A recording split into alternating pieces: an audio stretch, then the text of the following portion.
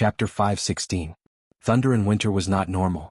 Moreover, this bolt of lightning was thick and bright as if it wanted to turn the tree of life into charcoal. A ball of green light rose from the top of the tree and met the lightning head-on. With a loud bang, the silver and green lights intertwined in the air. It was gorgeous and dazzling, completely overshadowing the light of the sun. Tang Jing discovered something strange. There were no clouds in the sky and the sky was clear for thousands of miles, so why was there lightning and thunder? How strange. Kacha. Kacha. Before he could figure out this problem, two bolts of lightning streaked across the sky and landed on the tree of life. These bolts of lightning seemed to have a mind of their own and would not be satisfied until they cut down this towering tree. Whoosh! The green light soared into the sky and half of the sky was dyed green. Two huge bolts of lightning flashed wildly, trying to break free from the green light, but found that it was futile. In the blink of an eye, the lightning disappeared. The green light exploded in the sky like fireworks. It was incomparably dazzling and turned into specks of green light. Voila! It started to rain. It was a downpour. It was rare for it to rain in this desert, and it was impossible for it to rain in this cold winter. But at this moment, it was raining heavily.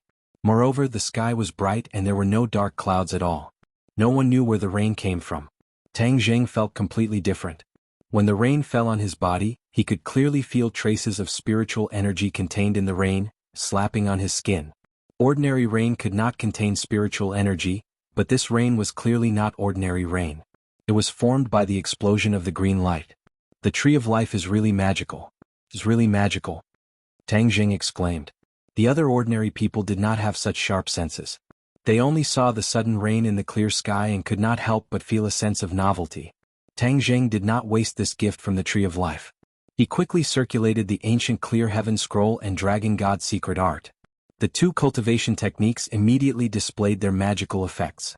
Two vortexes formed above Tang Jing's head, and the spiritual energy between heaven and earth frantically poured into his body. Like a whale sucking in water, the spirit qi in Tang Jing's body rapidly increased and was transformed into true qi, filling up his 8 extraordinary meridians. A golden light suddenly blossomed from his body. As the amount of spiritual energy he absorbed increased, he finally turned into a golden man. The heavy rain stopped and so did Tang Jing. The golden light grew thicker and thicker until it finally transformed into a small golden dragon. It shook its head and wagged its tail as it drilled into his mind and disappeared into his forehead, leaving behind a golden mark. This imprint was very faint, but upon closer inspection, one could see that it was a golden dragon head, full of dragon might. Tang Jing was stunned. After absorbing this spiritual energy, the divine dragon art had unknowingly broken through to the second layer. The divine dragon secret art had a total of 6 levels, and it was a cultivation technique of the dragon clan. Moreover, the divine dragon secret art was very difficult to learn at the beginning. In the past, it was not easy for him to reach the first level of the divine dragon secret art. After that, the divine dragon technique did not make any progress for a long time, so he temporarily neglected this technique. However, at this moment he actually made a breakthrough, and there was an additional golden dragon in his mind. This little dragon had 2 dragon claws and it was awe-inspiring. It was branded on his forehead and he wondered what was so special about it. I'll ask the 5-clawed golden dragon when I reach the capital. He suppressed the curiosity in his heart and looked at the treetop. He waved to the others and they quickly slid down the tree trunk. Let's leave this place first. During this period of time, the old man had been frightened, so Tang Jing wanted to settle him down first before going to find Xing Feng to settle the score. As for the tree of life's mysteries, since this tree grew here, it would not run away. He could carefully study it later. Kai Guibin was hesitant. Captain Kai, you have already become Xing Feng's abandoned pawn. Do you still want to stay here? You should be clearer than me on what the consequences will be. Tang Jing lightly said. Kai Guibin had been in the system for so many years, so he naturally knew what would happen if he stayed. With Xing Feng's style, he would definitely push all the blame for this failure on him. Maybe he would kill him first and report later. The dead tell no tales, and even if the higher-ups wanted to investigate, they would have no way to do so. Kai Guibin compromised and deeply looked at the devastated base. He originally thought that his career would take a big leap here, but he never thought that this place would become his Waterloo. He was disheartened. The few of them left the base, but the people of the Dragon Group were still in shock. Everything that happened today was completely beyond their imagination. But the miracle did not stop. The rain moistened the yellow sand and a cool breeze blew by. Traces of green came out from the yellow sand. Look! Someone cried out in surprise. Everyone looked at their feet, and in a short while the yellow sand was filled with green. Grass came out from the yellow sand, turning it into a grassland. A desert turning into a grassland, this was something that no amount of technology could do. But at this moment it was done in an instant. If this was not a miracle, then what was? Everyone raised their heads to look at the tree of life. Without a doubt, this miracle was bestowed by it, and it was the credit of the rain. The tree of life's crown covered over 1,000 meters of space, turning the ground into a lush green. It was a stark contrast to the yellow soil of the other places, like an oasis in the desert. The people of the dragon group looked at each other. The base was destroyed and they were like dragons without a leader. They did not know what to do. Rumble. A military transport plane flew over their heads, and parachutes bloomed in the sky like flowers. A group of people landed lightly on the ground, and the person in the lead was Su Yingtian. Su Yingtian stood under the tree and gave off a powerful aura. His subordinates surrounded him and looked at the people from the dragon group with vigilance. However, these people were also shocked by the miracle. Su Yingtian looked at the tree of life, and he was speechless for a long time. Just now he was about to return, but he suddenly saw a towering tree rise from the ground and lightning flashed. Such a huge scene immediately attracted him back. But when he saw this miracle with his own eyes, he understood that the shock in his heart was far beyond his imagination. As the director of the National Security Bureau, he knew more secrets than many people, such as this base. In the past, this base was built because it was in the desert, and it was suitable for secret weapons research and development, and it was not easy to be discovered by the enemy. Another important reason was that they accidentally found a big hole in the desert. The hole was so deep that they could not see the bottom, and it was scattered, crisscrossing, and they did not know what was below the hole. The country was very clear that there were many miracles in the land of Wuxia, so they immediately began to research the hole to see if they could find anything useful. Therefore, this base settled down here and successfully covered up the hole. However, after several generations of research, they still could not find the secret of the hole.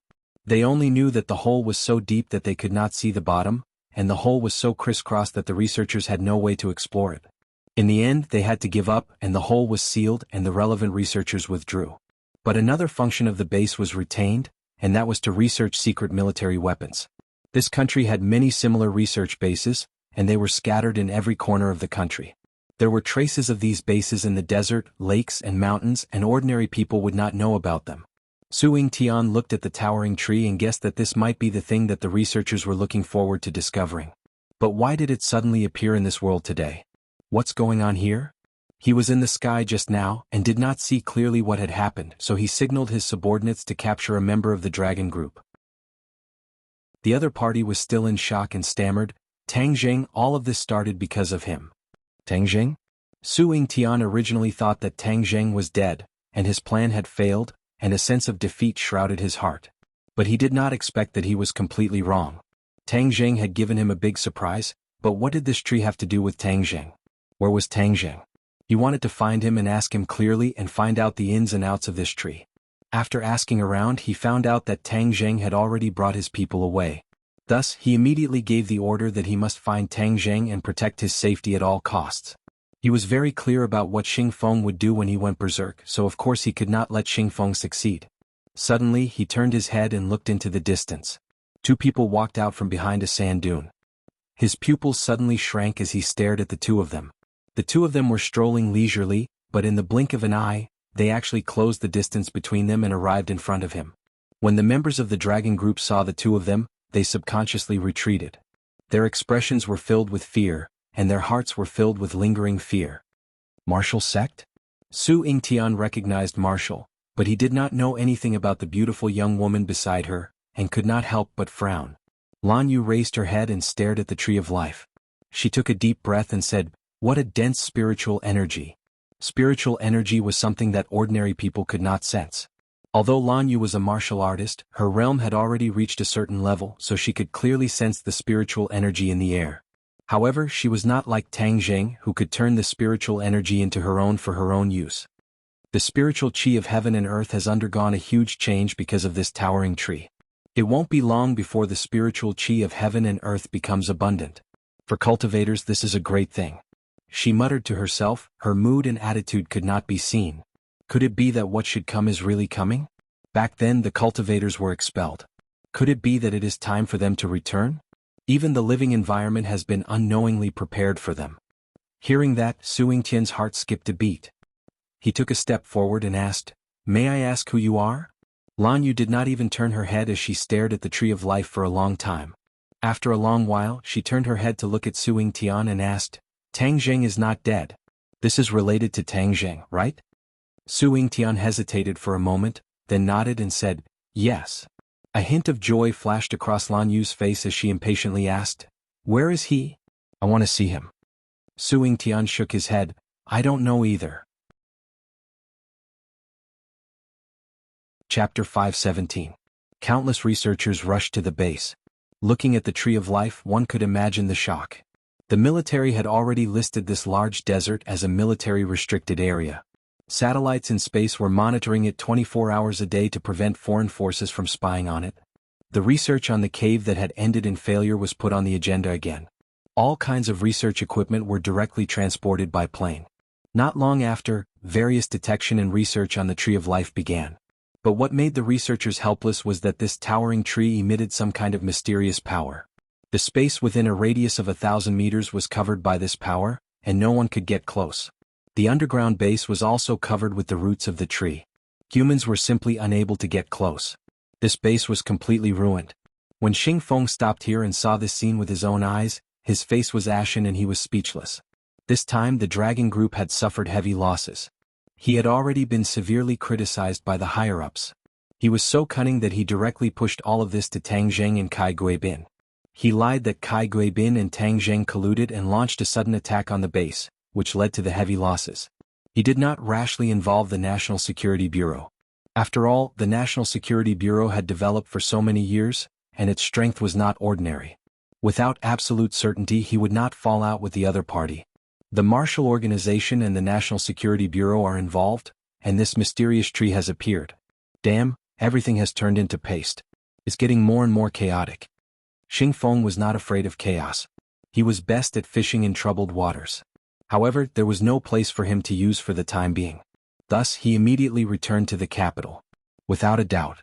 He promised the backer behind him that he must get the life-continuing pill within a week. Otherwise, his position would not be guaranteed. There was a reason why the backer was so anxious. One of them was old and near the end of his life, so he could not wait to use the life-continuing pill to save his life. The end of the year was approaching. The capital, a big city with tens of millions of people, suddenly became deserted. The migrant workers gradually returned to their hometown. Xing Feng's car smoothly arrived at a secret club. Two people stood at the entrance of the club looking forward to it. When they saw him get out of the car, the two hurriedly greeted him warmly, "Leader Xing is here." Looking at the smiles on their faces, Xing Feng also smiled from the bottom of his heart. "Young Master Song, young Master Chu, I've kept you waiting. Team Leader Xing is busy every day. It's only right to wait for a while." Chu Xiaofeng smiled shyly. Things were different now. The Chu family had already declined. Now that they were relying on the Song family, they were not immediately exposed. However, people with discerning eyes no longer liked the Chu family. Chu Xiaofeng had suffered a lot recently. Those who used to flatter him had gradually distanced themselves from him. He was like a god of plague. However, fortunately, Song Yu still brought him along to play so he could still maintain his image as a young master. This time, Xing Feng took the initiative to invite Song Yu and Chu Xiaofeng. Song Yu was not surprised, but Chu Xiaofeng was flattered and did not dare to put on airs like before. Looking at Chu Xiaofeng's expression, Xing Feng was secretly pleased. In the past, he would always be careful when facing these aristocratic family disciples. For example, when he faced Long Tingyu in the past, it was the same. But now, these people from the big families had to be respectful and cautious when facing him. This kind of huge change brought about a great sense of accomplishment, and it couldn't be any better. He knew very well that all these changes were because he was the leader of the Dragon Group. Without the Dragon Group, he was nothing. These arrogant people from large families would not even spare him a glance. Both parties entered the private room, dismissed their attendants and toasted each other happily. Not long after, they called each other brothers. Sigh. Suddenly, Xing Feng let out a heavy sigh. Song Yu understood the meaning of the song and asked cooperatively, "Big brother Xing's future is bright, why are you sighing?" Xing Feng smiled bitterly and shook his head. "You two brothers might not know, but recently I've been in a terrible state because of a matter. I'm afraid I won't be able to sit in this position for long. Big Brother Xing must be joking. Other than you, who else can be the leader of the dragon group? Moreover, your results are obvious to everyone. Who can snatch away your credit? Chu Xiaofeng fought for the injustice and said, "You two brothers are also straightforward people, so I won't hide it from you. A while ago, the life-continuing pill appeared in the capital. I'm sure you two are very clear about it, right?" Song Yu's pupils constricted slightly, revealing a hint of vigilance, but on the surface he remained calm. Chu Xiaofeng, on the other hand, had a face full of displeasure and said indignantly, "Isn't it just something that Tang Zheng, that brat, deliberately put up for auction?" During that period of time, the Chu clan was in a terrible state and did not obtain a single life-continuing pill. The other 3 clans benefited, especially the Yen family, who obtained 5 life-continuing pills. That's right, it's the life-continuing pill that Tang Zheng created. I don't know where this brat got his luck from, but he actually managed to create such a heaven-defying pill. It's said that the effects are pretty good. The people above want this thing, so this mission naturally fell on my shoulders. Oh, then let's go find that brat. I don't believe he won't give it to us. Chu Xiaofeng said as a matter of fact. Song Yu rolled her eyes at Chu Xiaofeng, feeling a bit embarrassed. During this period of time, Chu Xiaofeng only cared about eating, drinking and playing. He did not care about anything else and did not even know about the struggle between Tang Zheng and the dragon group. Only then would he say such an amateur's words. Xing Feng's heart also flashed with disdain, thinking that this Chu Xiaofeng was a hopeless fool. Now that his clan was in decline, he was even less useful. He turned his head to look at Song Yu. Song Yu understood and said, "That day my family also obtained 2 life-continuing pills, but they were already used by my father and father. Otherwise, I would have given them to Big Brother Xing." This was purely a perfunctory speech. Of the 2 life-continuing pills that he had won, there was actually 1 left. One of them had entered the stomach of the Song family's patriarch, and the remaining one was a life-saving item, so it was closely guarded. Of course, this truth could not be told to anyone. Xing Feng did not look into the truth of his words and only pretended to be moved as he said, "If other people were as reasonable as little brother, then I would not be in such a terrible situation. To tell you 2 little brothers the truth, this Tang Zheng is a slippery loach. Wanting to force him to hand over the life-continuing pills is not an easy matter." That day the one who obtained the most life-continuing pills was the Yen family. However, the Yen family was not as reasonable as the Song family had. They purposely kept the life-continuing pills for themselves and did not hand them over. This made me very passive. Song Yu's heart was filled with disdain, thinking that only an idiot would hand over such a miraculous pill. However, on the surface she pretended to be angry and said, "The Yen family has always been arrogant. They don't even put our other clans in their eyes, but they actually dared to treat Big Brother Xing like this. They must have eaten the heart of a leopard and should be severely punished." Song Yu also understood the meaning behind Xing Feng's words. This fellow was clearly afraid of dealing with the Yen family alone. He wanted to rope in the Song and Chu families to deal with the Yen family. This way their chances of success would be greater. The corners of Xing Feng's mouth curled up into a smile. It was easy to talk to smart people, and he knew that Song Yu had already guessed his thoughts. Thus he no longer hesitated and went straight to the point. The Yen family is a big family and they run amok. This kind of family should be eliminated. On the other hand, the Song family and the Chu family, who are so righteous, should become stronger.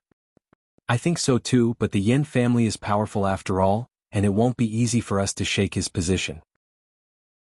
However, if we have the help of the dragon group, I believe that this matter will be much easier. The other party finally revealed his foxtail, and Song Yu continued to speak as if he was beating a snake on a stick. "My 2 brothers are deeply righteous. Take this cup of wine as my toast to you. The dragon group has long disliked the Yen family. This time, let's join hands and definitely make the Yen family look good." Xing Feng said in high spirits. Song Yu and Chu Xiaofeng raised their wine cups, and the 3 of them looked at each other and smiled. The Yen family did not know that a storm was about to sweep over them. Yen Qingyi quickly walked into her father's room and said impatiently, "Father, the heavens are clear. My previous prediction was not wrong. Tang Zheng's fate has not been changed."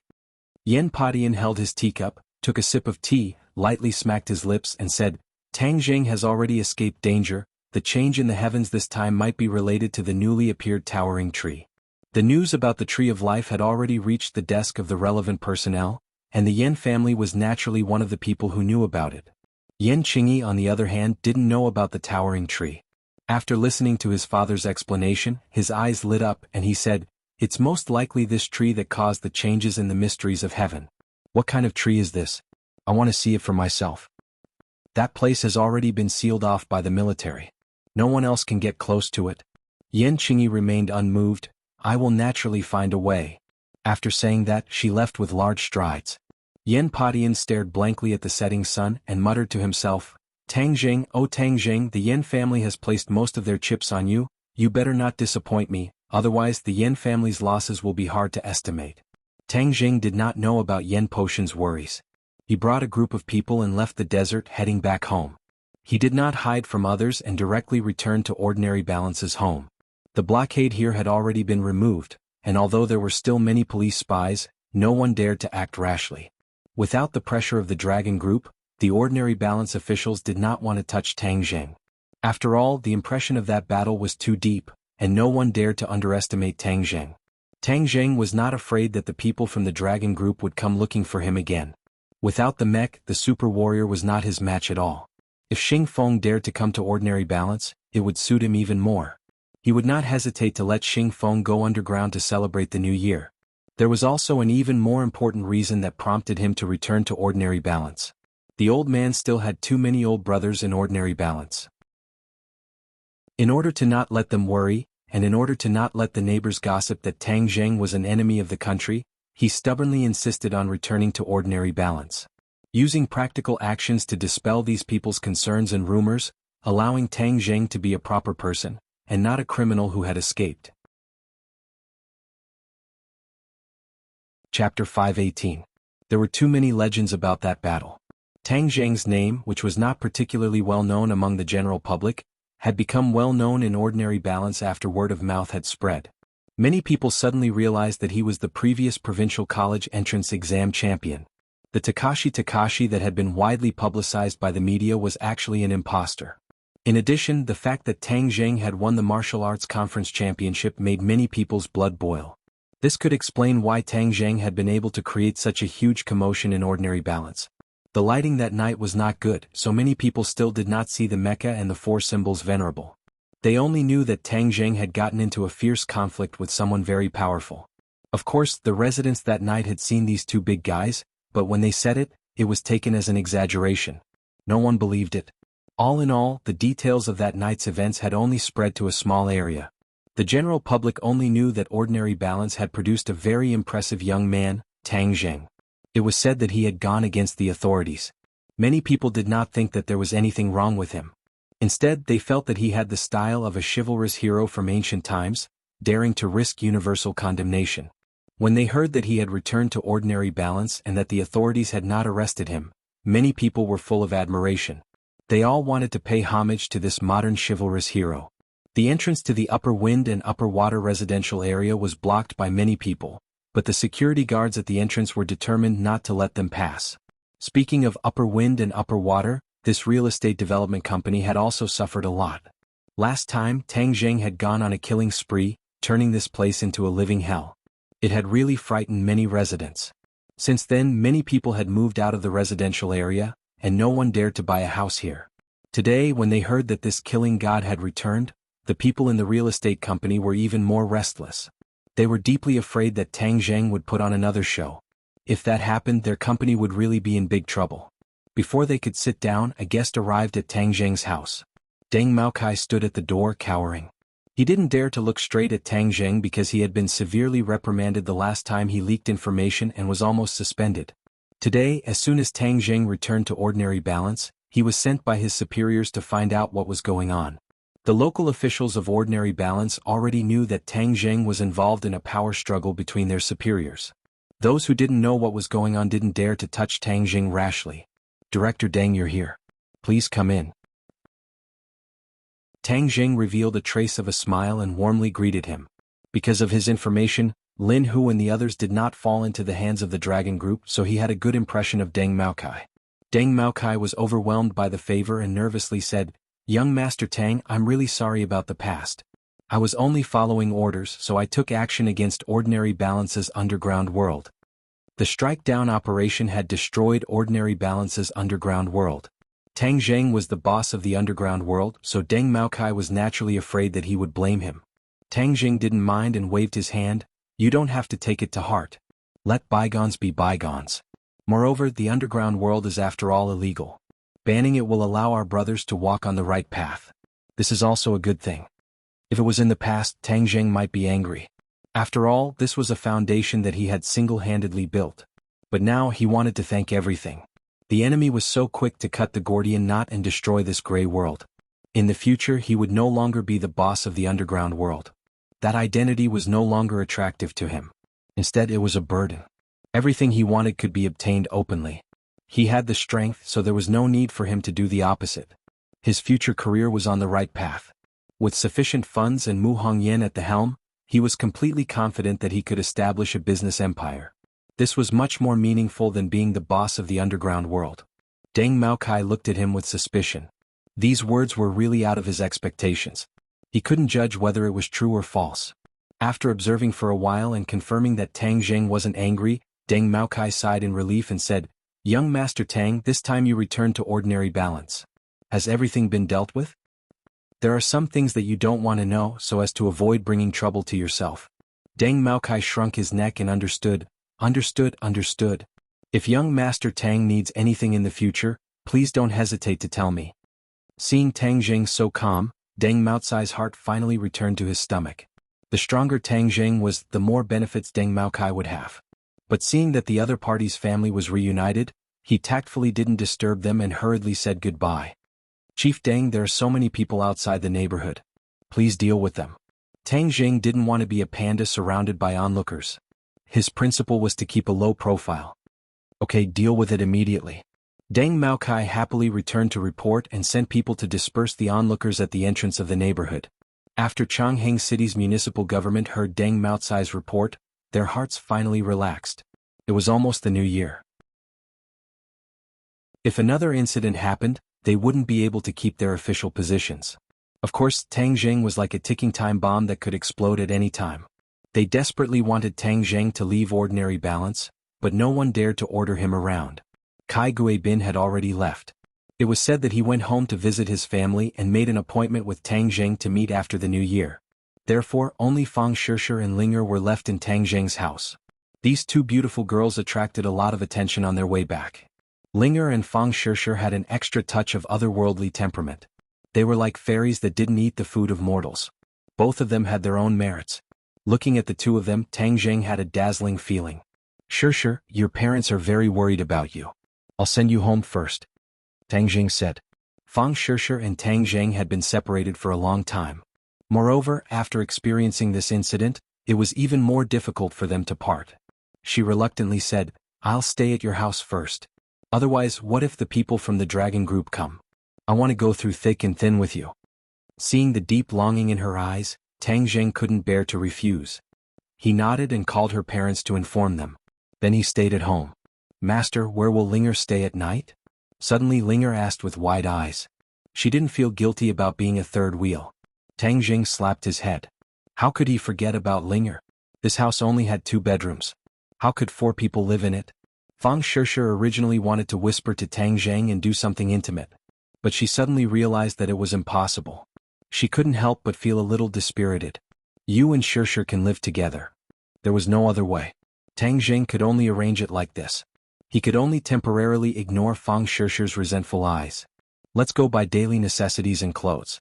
We don't have anything at home," Fang Shishir suggested. Tang Zheng glanced at Linger's dress. This girl was unaffected by cold and heat. She was wearing a thin green dress that occasionally revealed her smooth white long legs. No wonder she attracted the most attention on the street. This was winter. Although it didn't snow much in ordinary balance, the temperature was only 4 or 5 degrees. Dressing like this was really called not caring about the temperature. "Well, let's go buy clothes. Xiaobai, Gui Chensui, you two stay at home and protect Grandpa." Tang Zheng took the 2 beauties to the street. Suddenly, the number of people who turned their heads skyrocketed.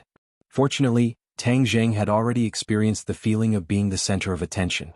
Otherwise, he would definitely feel like sitting on pins and needles. The 3 people just arrived at the entrance of a shopping mall. Suddenly, a person jumped out from the side and blocked the 3 people's path. Tang Zheng's heart trembled. He wanted to attack the other person, but found that this person's face was somewhat familiar. He seemed to have seen it somewhere before. Wow, fairy. This image, this temperament as gentle as jade. You're definitely the star of tomorrow. Kung Fu bro, you really give me a big surprise every time. This beautiful girl, hello, my name is AI Me. You can call me Sister AI Me. The other person spoke as if they were familiar with each other. His pair of eyes rolled around Linger's body. Looking at his sissy appearance and a man calling himself Sister AI Me, Tang Jing rolled his eyes and finally remembered who he was. In the beginning, after Tang Jing won the martial arts convention, he was called Kung Fu Bro by the people on the internet. This sissy came to him and said that he wanted to package him into a star. Tang Jing was not interested at all, so he ignored him. Who would have thought that this sissy would not give up and found ordinary balance? He really has perseverance. AI Me looked at Linger with shining eyes. After a while, she looked at Fang Shishir and said, "This beautiful girl's temperament is also excellent. It's a different kind of beauty. She has a trace of intelligence. She will definitely become famous if she is carefully packaged. Kung Fu bro, now I finally believe that birds of a feather flock together. The people around you are too suitable to walk the path of a star." AI Me was very excited but looked at Tang Zheng with a bit of bitterness. She sighed and said, "But Kung Fu bro, I have to say that you wasted your previous popularity. If you had debuted a few months ago, you would have become even more popular. But now it's not too late. With my sister AI Me taking care of everything, you will definitely become popular all over the country and go to the world." Fang Shishir and Linger were confused. They did not know what was going on and looked at Tang Jing blankly. "Stop." Tang Jing did not know whether to laugh or cry. He waved his hand and interrupted AI Me, "You really are persevering. Why did you come here again? Isn't it all because of you? You really don't have a conscience." AI Me pointed at Tang Jing and complained. Fang Shishir looked at the two of them strangely. If she did not believe that Tang Jing was a normal man, she would have suspected that there was something going on between them. AI Me looked like a resentful woman who had been abandoned after having sex with her. "Hey, you have to make it clear that I didn't do anything." Tang Jing was speechless. Talking to this sissy is really infuriating.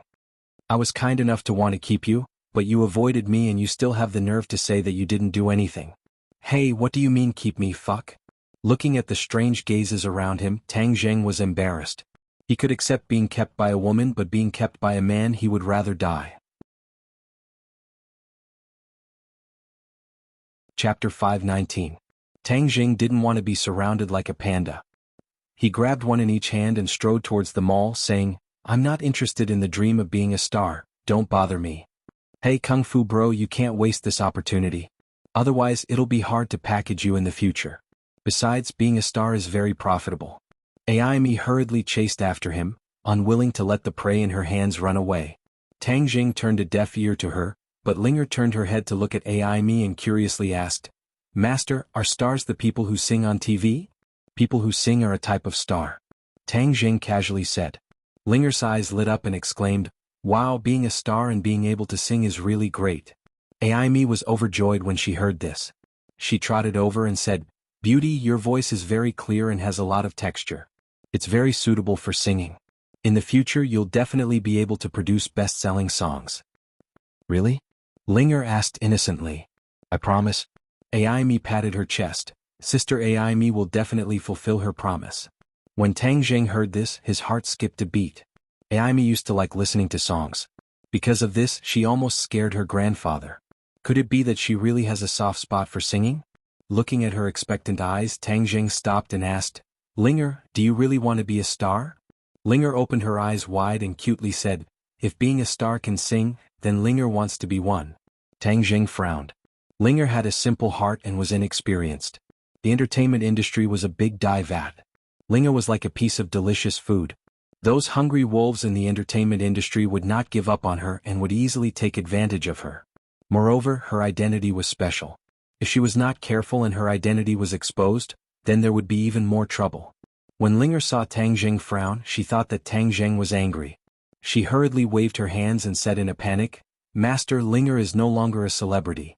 I won't sing anymore. Master, don't be angry with Linger."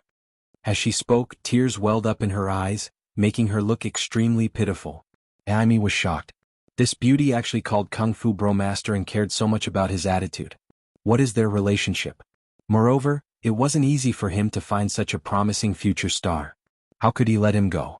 Thus Aimi hurriedly persuaded, "Kung Fu bro, I'm sincere. I'll definitely make her popular." "Linger, don't be sad. I'm not angry."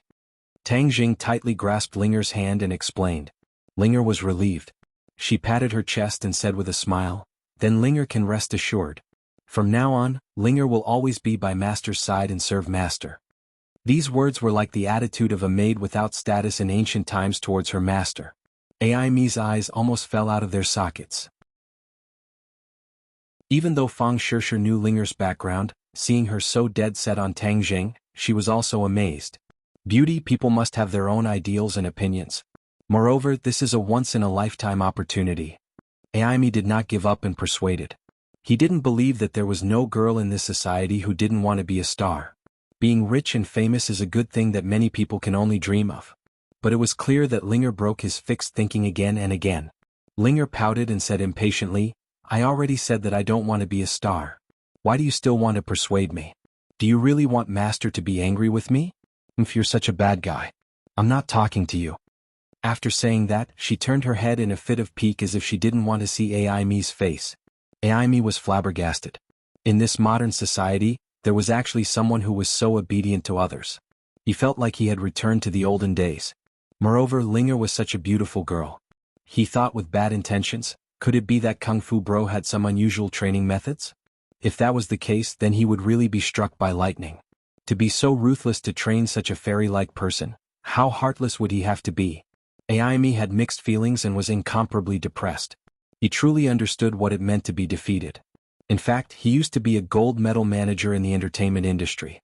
It was because he once offended an entertainment tycoon that he ended up in this miserable state. He didn't have a single artist in his hands and finally found a gem like Tang Jing. However, Tang Jing had no intention of entering the entertainment industry. He originally thought that his luck would change today and he would pick up another gem, but he didn't expect to be defeated again. "No, I can't be looked down upon by those people.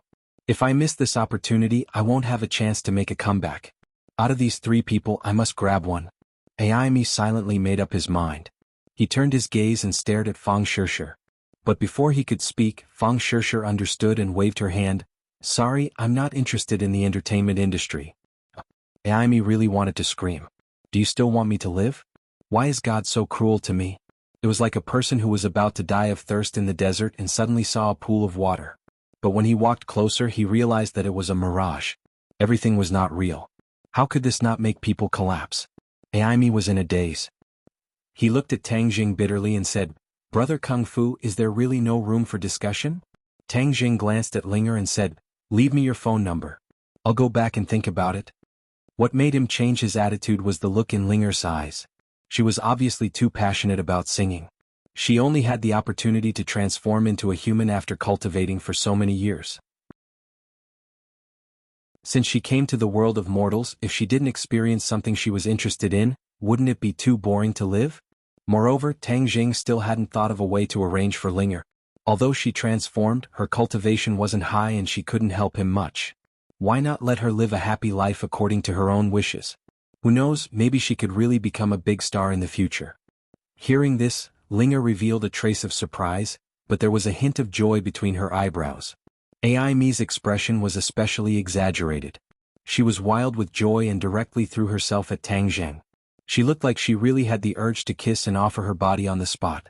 Tang Jing quickly dodged Aimi's enthusiasm and said, "You can go back. We still have to go shopping." Aimi didn't mind at all and hurriedly nodded and bowed. "This is my business card. You guys go ahead. Remember to think about it and call me. I'll be at ordinary balance for a while." Tang Jing hurriedly brought the two beauties into a nearby clothing store. Fang Shishir and Linger were both clothes hangers. They could wear any clothes with a unique temperament, so clothes weren't difficult to buy. Seeing Linger enter the fitting room to change, Fang Shishir asked curiously, "You really want Linger to enter the entertainment industry?" "The entertainment industry's reputation isn't good, but if she's interested, it's not impossible." "Hee hee, you're quite accommodating to her. But such a beauty is really hard to refuse. You're also beautiful. Right, speaking of clothes, I prepared a special set of clothes for you. I'll give it to you when we get back." Tang Jing said. "You prepared a gift for me?" Fang Shishir was overjoyed. "What is it?" You'll know when the time comes. Tang Jing pretended to be mysterious. Hee hee, you know how to keep me in suspense. Did you also use this trick to trick other girls in school? Fang Shishir pinched the flesh on Tang Jing's waist and said with a smile. No, absolutely not. Tang Jing said with a straight face. Really? Fang Shishir smiled faintly. Yi Dingdang has been coveting you for a long time. Tang Jing looked embarrassed. The matter between him and Yi Dingdang couldn't be explained clearly in a few words. Moreover, the two of them had experienced so many things together. Their relationship was really growing day by day. However, Tang Jing wasn't stupid. He couldn't say that another girl was good in front of another girl. Suddenly, Linger walked out of the fitting room and circled in front of Tang Jing.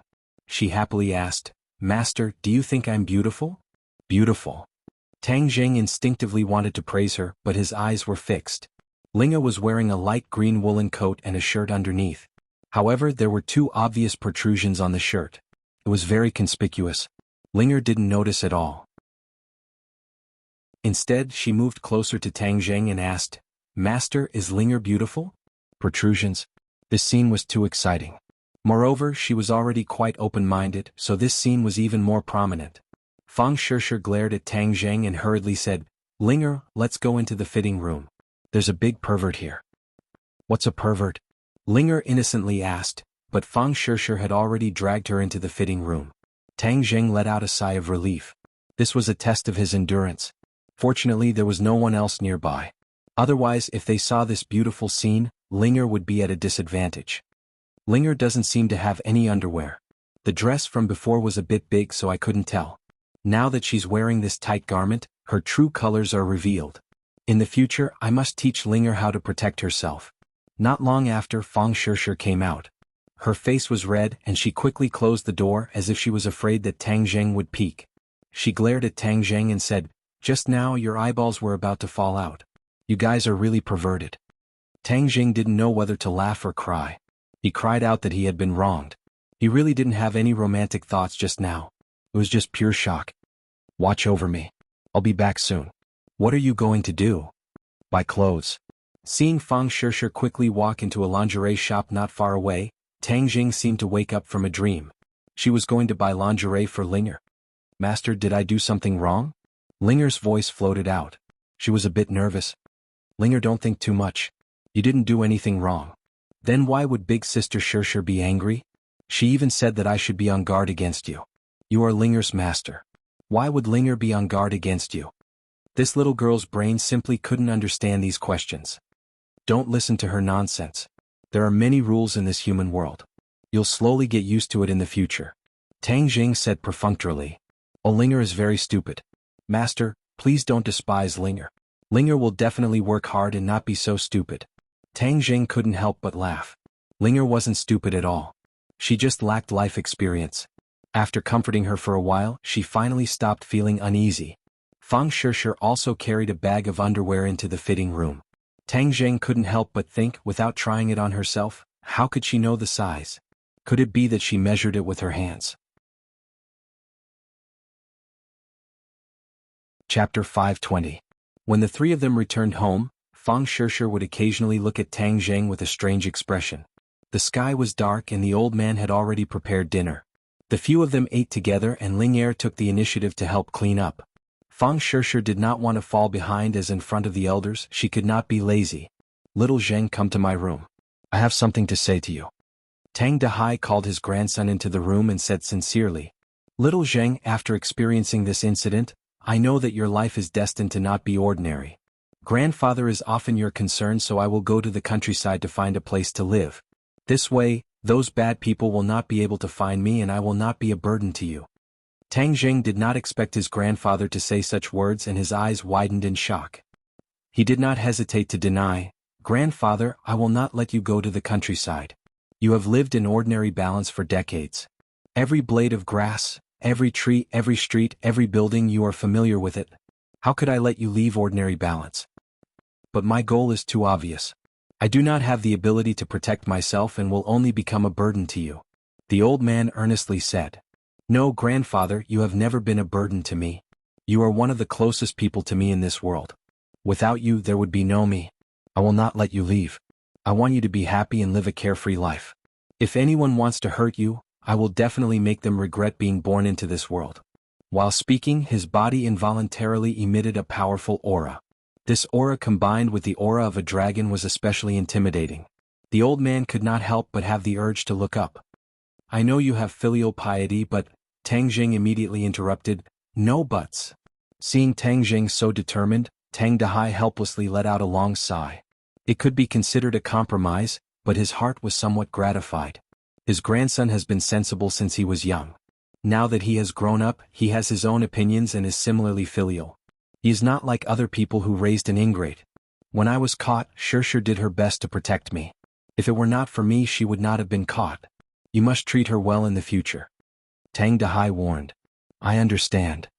I don't know much about you young people, but you have to remember one thing. As a person, you can't have a guilty conscience. Otherwise, you will be criticized by others. Tang Jing nodded heavily. Grandfather, I will always remember your teachings. Tang Dahai quietly stroked his grandson's hair and nodded with a gratified smile. After helping his grandfather to sleep, Tang Jing gently closed the door, only to find that Fang Shirshir and Linger were sitting on the sofa watching TV. Linger stared at the TV and asked Fang Shirshir questions from time to time. She was full of curiosity about many things. Is Grandpa asleep? Fang Shirshir turned around and asked. Tang Jing sat beside her and casually hugged her waist. She twisted a few times and muttered, Linger is beside us?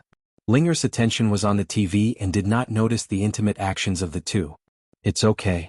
Tang Jing did not make a move. Fang Shirshir did not escape from his evil claws and let him take advantage of her. The two reunited after a long time and experienced a life and death situation together. Fang Shirshir's mind had always been tense. At this moment, she was completely relaxed and could not help but lean into Tang Jing's arms. She felt particularly warm and safe. Their ears and temples rubbed against each other. Their bodies gradually warmed up. Fang Shirshir's breathing quickened and her face flushed. She glanced at Linger, who was unaware of it and felt embarrassed. If it were not for this third wheel, the two of them could have done a lot of things. I'm going to sleep first. Fang Shirshir's heart was aroused. She even felt Tang Jing's reaction. She was afraid of creating an even more awkward situation and quickly stood up. Tang Jing also suppressed the charming thoughts in his heart and said, Linger, you should also go to sleep. Linger stood up obediently. Master Linger is sleeping on your bed. Where are you going to sleep? I'll sleep on the sofa. How can that be? You should also sleep with me. I think the bed is quite big. The three of us should be able to sleep on it. Linger said innocently. Tang Jing's head thumped. This girl's suggestion was too wild. However, it was obvious that she did not have such thoughts. Fang Shirshir speechlessly rolled her eyes. She glared at Tang Jing and hurriedly pulled Linger into the room. She was afraid that she would say something shocking again. Tang Jing bitterly smiled and shook his head. He lay down on the sofa and covered himself with a quilt. In a daze, Tang Jing found himself lying on a large bed. On his left was Fang Shirshir and on his right was Linger. The two of them breathed out like orchids and wrapped around Tang Jing like water snakes. Not long after, the three of them were naked. Tang Jing was intoxicated by their attractive bodies. Suddenly he did not know who pushed him. He found that the person in front of him disappeared. He opened his eyes in a daze and a beautiful face appeared in front of him. What are you talking about? Fang Shirshir asked. So it was just a dream. That dream was too erotic. Looking at Fang Shirshir, who was so close to him, he could not help but feel a little embarrassed. He actually dreamed of sleeping with her and Linger. This was too ridiculous, but it was quite exciting. This must be because the words that Linger said before she tried on clothes during the day left a deep impression in his subconscious. That was why he had this kind of dream. Do I really want to do that in my bones? Tang Jing coughed in a low voice to cover up his embarrassment. He said in a daze, Nothing. Why are you up? I'm going to the bathroom. If there's nothing else, go back to sleep. Fang Shirshir walked into the bathroom. Tang Jing stared at the bathroom door. He did not feel sleepy at all. He heard the faint sound of running water and the evil fire in his heart gradually rose. He sneakily got off the sofa and walked towards the bathroom. He gently twisted the door lock. It was not locked and the door opened. What are you doing? Fang Shirshir opened her mouth in surprise. I also want to go to the bathroom. Hurry up and get out. I haven't put on my pants yet. What are you afraid of? It's not like you haven't seen it before. Pervert, don't talk nonsense. What are you doing? Don't be naughty. How could he let go of a sheep that was already in his hands? Although the walls had ears, it could not stop the fiery passion of two young people. Moreover, most of the time they were asleep. Tang Jing decided to take the risk. Not long after, there was a slight panting sound in the bathroom. "You pervert, bad guy. You only know how to bully people, ah." After a long time, Fang Shishir tiptoed out of the bathroom. Her face was flushed and her eyes were like spring water. She was extremely flirtatious. Tang Jing followed behind her with a smile on his face. However, Fang Shishir rolled her eyes at him. Seeing his proud look, she pinched his waist a few times and said coquettishly, "You're getting bolder and bolder." "It's love," Tang Jing said with a smirk. "Fortunately, we weren't found out. Otherwise, how can I face people in the future?" Fang Shishir complained. "It felt good just now. Why don't we do it again in the bathroom in the middle of the night?" "Get out, pervert." Fang Shishir suppressed her pounding heart and quickly walked into the bedroom. Tang Jing, on the other hand, was satisfied as he lay on the sofa and fell asleep. The next day, just as Tang Jing opened his eyes, there was a knock on the door. Knock, knock, knock. Tang Jing jumped up from the sofa and rushed to the door. He looked through the peephole. "It's not the enemy. It's Fang Shishir's parents." "Uncle Andy, good morning. Why are you here so early?" Tang Jing opened the door and looked at the two people curiously. Yesterday, when they came back, Ordinary Balance called them to inform them that Fang Shishir was staying at their house. But Shi Mingqin didn't sleep well last night. Her daughter escaped danger and didn't go back to her own house. Instead, she stayed at Tang Jing's house. What was going on? Yesterday on the phone, she was about to get angry but was stopped by her husband. But after lying on the bed for an entire night, her anger burned even more fiercely. A girl who hadn't even married into the family yet was staying at the man's house. What kind of scandal was this? Although young people nowadays advocated freedom and the two of them had stayed together in the Fang family, they had already done what they should and shouldn't do. Shi Mingqin also adopted the attitude of opening one eye and closing the other. But this time was different. Fang Shishir stayed at Tang Jing's house overnight. If the elders of the Tang family saw this, what would they think? Wouldn't they look down on her daughter? The more she thought about it, the angrier she got. Thus, she ran over early in the morning to denounce them. "Where is my daughter?" Shi Mingqin curiously asked. "She's still sleeping. I'll go call her." "Uncle, Auntie, come in and sit." Tang Jing politely greeted. Fang Chonghua nodded towards Tang Jing. He was more open-minded and didn't make a fuss over nothing like his wife. Moreover, when he saw Tang Jing again, he found that the other's temperament had changed a lot. Imperceptibly, there was an additional sense of dignity. This was something that shouldn't be present on a 20-year-old youth. However, thinking about Tang Jing's experience and ability, Fang Chonghua felt relieved. This cheap son-in-law of his couldn't be measured with common sense. "I don't need you to call. I'll go see for myself." Shi Mingqin took large strides and rushed to the bedroom. "The one on the left," Tang Jing reminded. Bang. Shi Mingqin pushed open the door and suddenly stopped. She let out a scream and stared dumbfoundedly at the bed, unable to speak for a long time. Seeing this, Fang Chonghua immediately rushed over. "Mingqin, what's wrong? Don't come over. Go over there." Shi Mingqin pushed her husband away but looked at Tang Jing with eyes that were about to spit fire. She grabbed onto Tang Jing's clothes and angrily said, "Tang Jing, so you are this kind of person. You beast, you actually dared to do this kind of thing to my daughter. I'll kill you." Finished speaking, she fiercely grabbed at Tang Jing's face.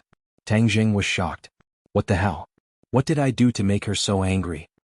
He nimbly dodged Shi Mingqin's fingers and said, "Auntie, if you have something to say then say it. Just what is going on? You still have the nerve to say it? You rogue, I really misjudged you. You caused my daughter to be so miserable." Shi Mingqin bitterly complained.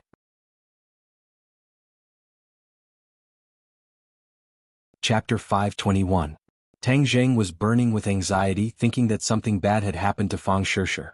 Ignoring Shi Mingqin's attempts to stop him, he forcefully charged over. "You're not allowed to look," Shi Mingqin loudly shouted. Tang Jing had already seen clearly and let out a sigh of relief, but he did not know whether to laugh or cry. The large bed was laid out with two pairs of shining white thighs stretched out of the blanket, entangling together. It was truly a nosebleed scene. Without a doubt, Shi Mingqin had misunderstood. Seeing her daughter and another girl lying on the bed like this, she must have thought that Tang Jing had slept with the two of them last night and had a threesome. Fang Shishir and Linger were also woken up. Opening their sleepy eyes, Fang Shishir's face was especially rosy. Her lazy appearance was filled with boundless charm, clearly having been nourished. As an experienced person, how could Shi Mingqi not be clear? She firmly believed in her own judgment. Hating iron for not becoming steel, she glared at Fang Shishir and shouted, "Shishir, come here."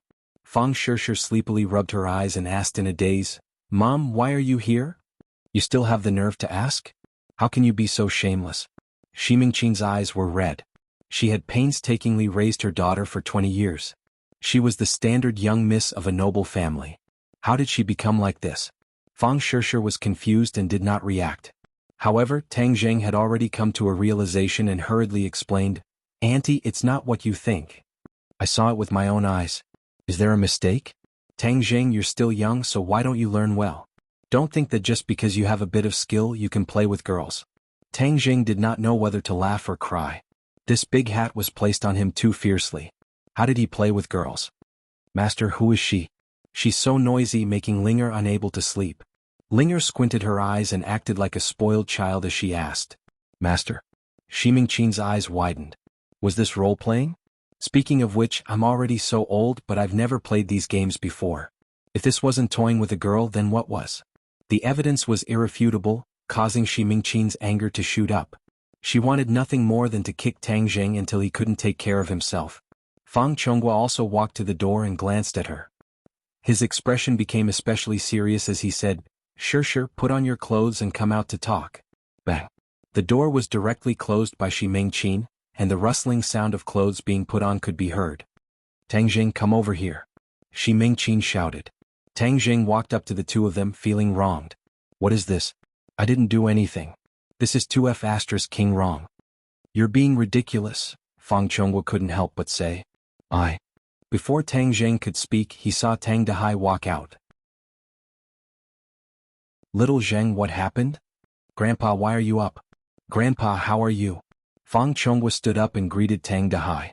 Even though he was angry at Tang Zheng, he still maintained enough respect for Tang Dehai. "The two of you are?" Seeing that the other party wasn't an ordinary person, Tang Dehai couldn't help but feel a bit uneasy as he carefully asked.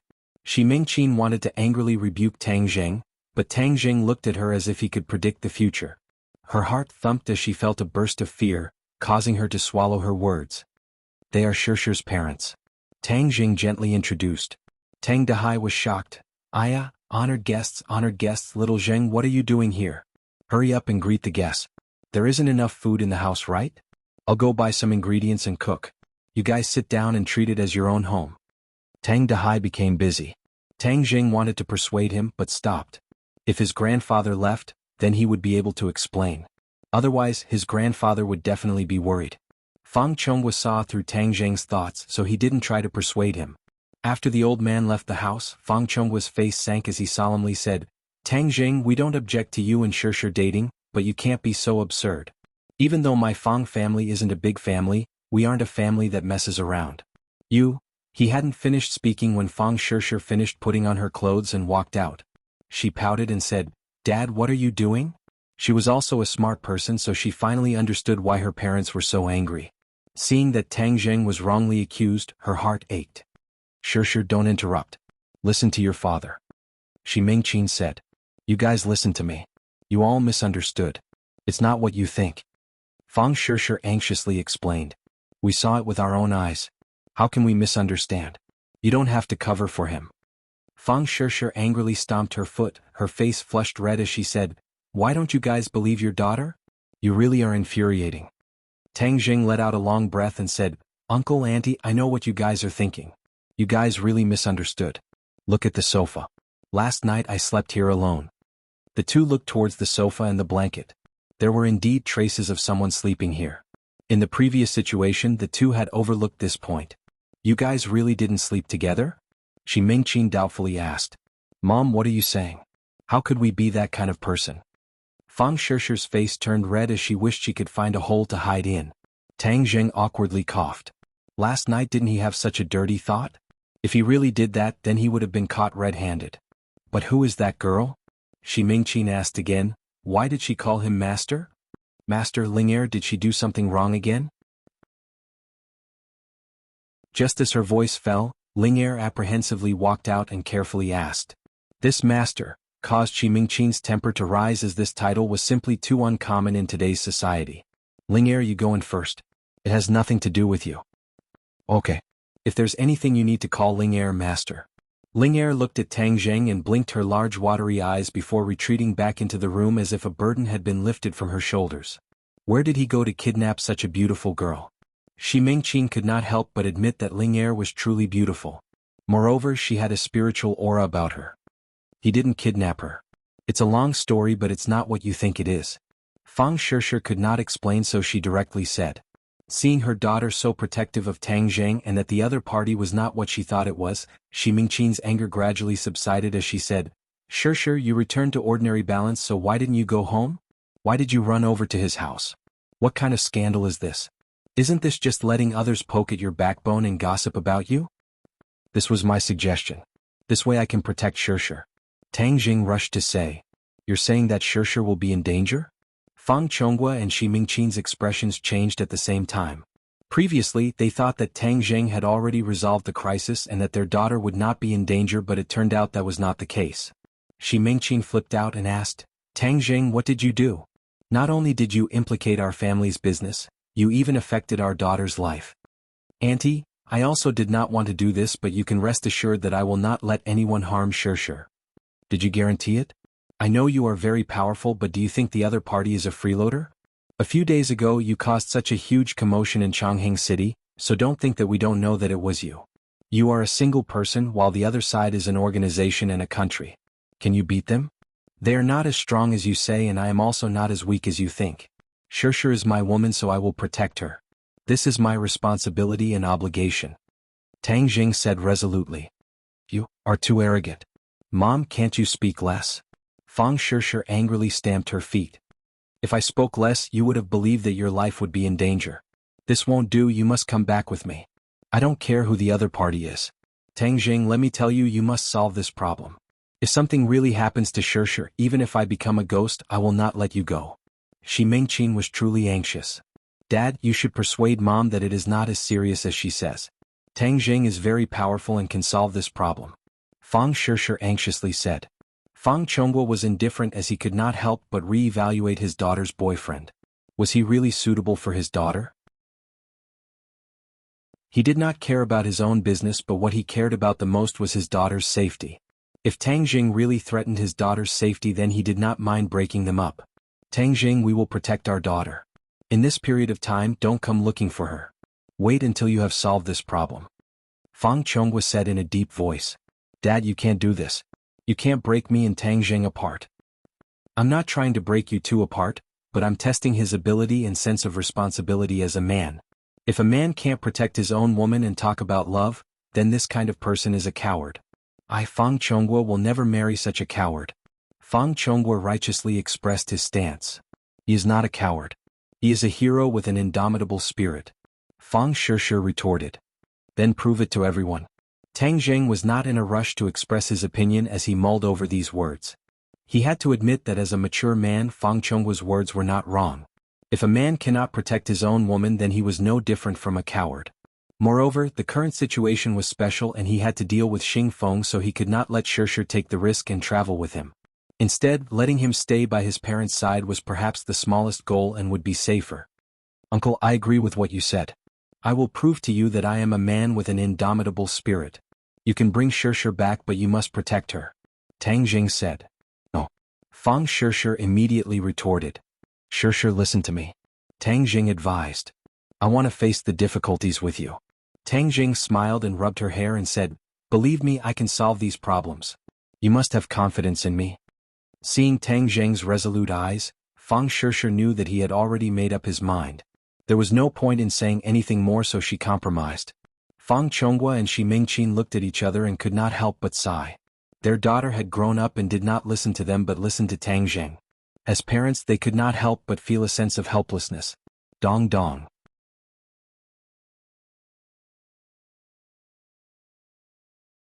Chapter 522.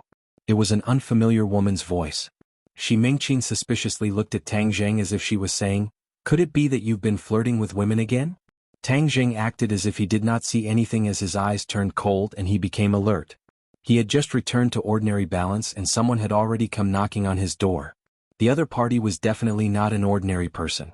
When he opened the door, he saw an unfamiliar yet beautiful face. This face was still charming and he could imagine how beautiful she was when she was young. Tang Zheng was indifferent as he cautiously asked, "Who are you?" When the person saw Tang Zheng, her expression immediately became excited as she stared at him and asked, "You are Tang Zheng?" "Yes, what do you want?" "You have a jade pendant with the word Marshall carved on it. Can you let me see it?" The other party carefully asked. Tang Zheng was shocked and said, "Who exactly are you?" "I am." The other party was startled. "I have no enmity towards you. Can you first give me the jade pendant?" "I'm sorry, you found the wrong person. I don't have any jade pendant." Seeing the other party's fervent gaze, Tang Zheng gradually realized something and directly refused, preparing to close the door. But a hand suddenly stretched out from behind the other party and blocked the door. Unhappily said, "Tang Zheng, don't be so rude." Marshall walked out and angrily looked at Tang Zheng. When Tang Zheng saw Marshall, his expression became even more tense. "Marshall, how many times have I told you that I will not go to the Marshall organization? Don't waste your time." Marshall wanted to refute, but Lan Yu took the initiative and waved his hand, indicating that it was fine. He faintly smiled and said, "Tang Zheng, we have no enmity towards you. Please be at ease." "I don't care if you have enmity or not. I have no relationship with you, so please do not disturb my life." With a bang, Tang Zheng fiercely closed the door. The three members of the Fang family looked at him suspiciously, especially Fang Shishir, who knew Tang Zheng better. She knew that he would never lose his temper for no reason, so she asked with concern, "What's wrong?" Tang Zheng reluctantly squeezed out a smile and said, "It's nothing." In fact, as smart as he was, he had already guessed a few things. Wu was a proud person. He could guess who the person who made her so obedient was if he used his brain a little. She was definitely one of the upper echelons of the martial arts organization, or even the wife of the martial arts organization's sect master. In other words, she could be his biological mother. No matter who she was, Tang Zheng had no interest in her. In the past, he had this attitude in front of the sect master of the martial sect. Therefore he had the same attitude in front of this person. Shi Mingqin rolled her eyes and bluntly said, "It can't be a woman you provoked outside, right? She seems to be quite a bit older than you." "Mom, what are you talking about?" Fang Shishir pouted and complained anxiously. "Shishir, come in with me. I have something to give you." Tang Zheng ignored Shi Mingqin's teasing and held Fang Shishir's hand as they entered the bedroom. Even Ling was invited out. Shi Mingqin and Fang Chonghua stared with wide eyes. After hesitating for a while, Shi Mingqin indignantly said, "What is he trying to do? Is he trying to do something bad in front of us?" Fang Chonghua's face sunk as he reprimanded, "Don't talk nonsense. You're a mother. How can you talk about your own daughter like that? Just wait." Inside the bedroom, Fang Shishir curiously looked at Tang Zheng and asked, "What's the matter?" Tang Zheng squeezed out a smile and said, "Yesterday at the mall, didn't I say that I wanted to give you a present? Did you forget?" Fang Shishir happily opened her eyes wide and said, "Of course I didn't forget. Could it be that there really is a present?" She thought that Tang Zheng was joking, so she didn't pay much attention to it. "Dang dang dang. Look, what is this?" Tang Zheng waved his hand as if he was presenting a treasure. A purple ancient dress appeared in the air, quietly floating in the air. It was mysterious and alluring. "What is this?" "It is called the Golden Jade Purple Robe. It is a defensive treasure. I accidentally bought it at an auction and it is a gift for you," Tang Zheng said as if he was asking for credit. "This is too precious." Fang Shishir was incomparably surprised, but she knew that this golden jade purple robe was priceless. In reality, this golden jade purple robe was bought by Yan Luyun as a favor, so he didn't spend a single cent. "Compared to you, this golden jade purple robe is worthless. You are the most important to me," Tang Zheng said emotionally. He clearly saw that Fang Shishir's eyes were covered with a layer of mist. "In the future, with this golden jade purple robe to protect you, I will be more at ease." Fang Shishir was really moved.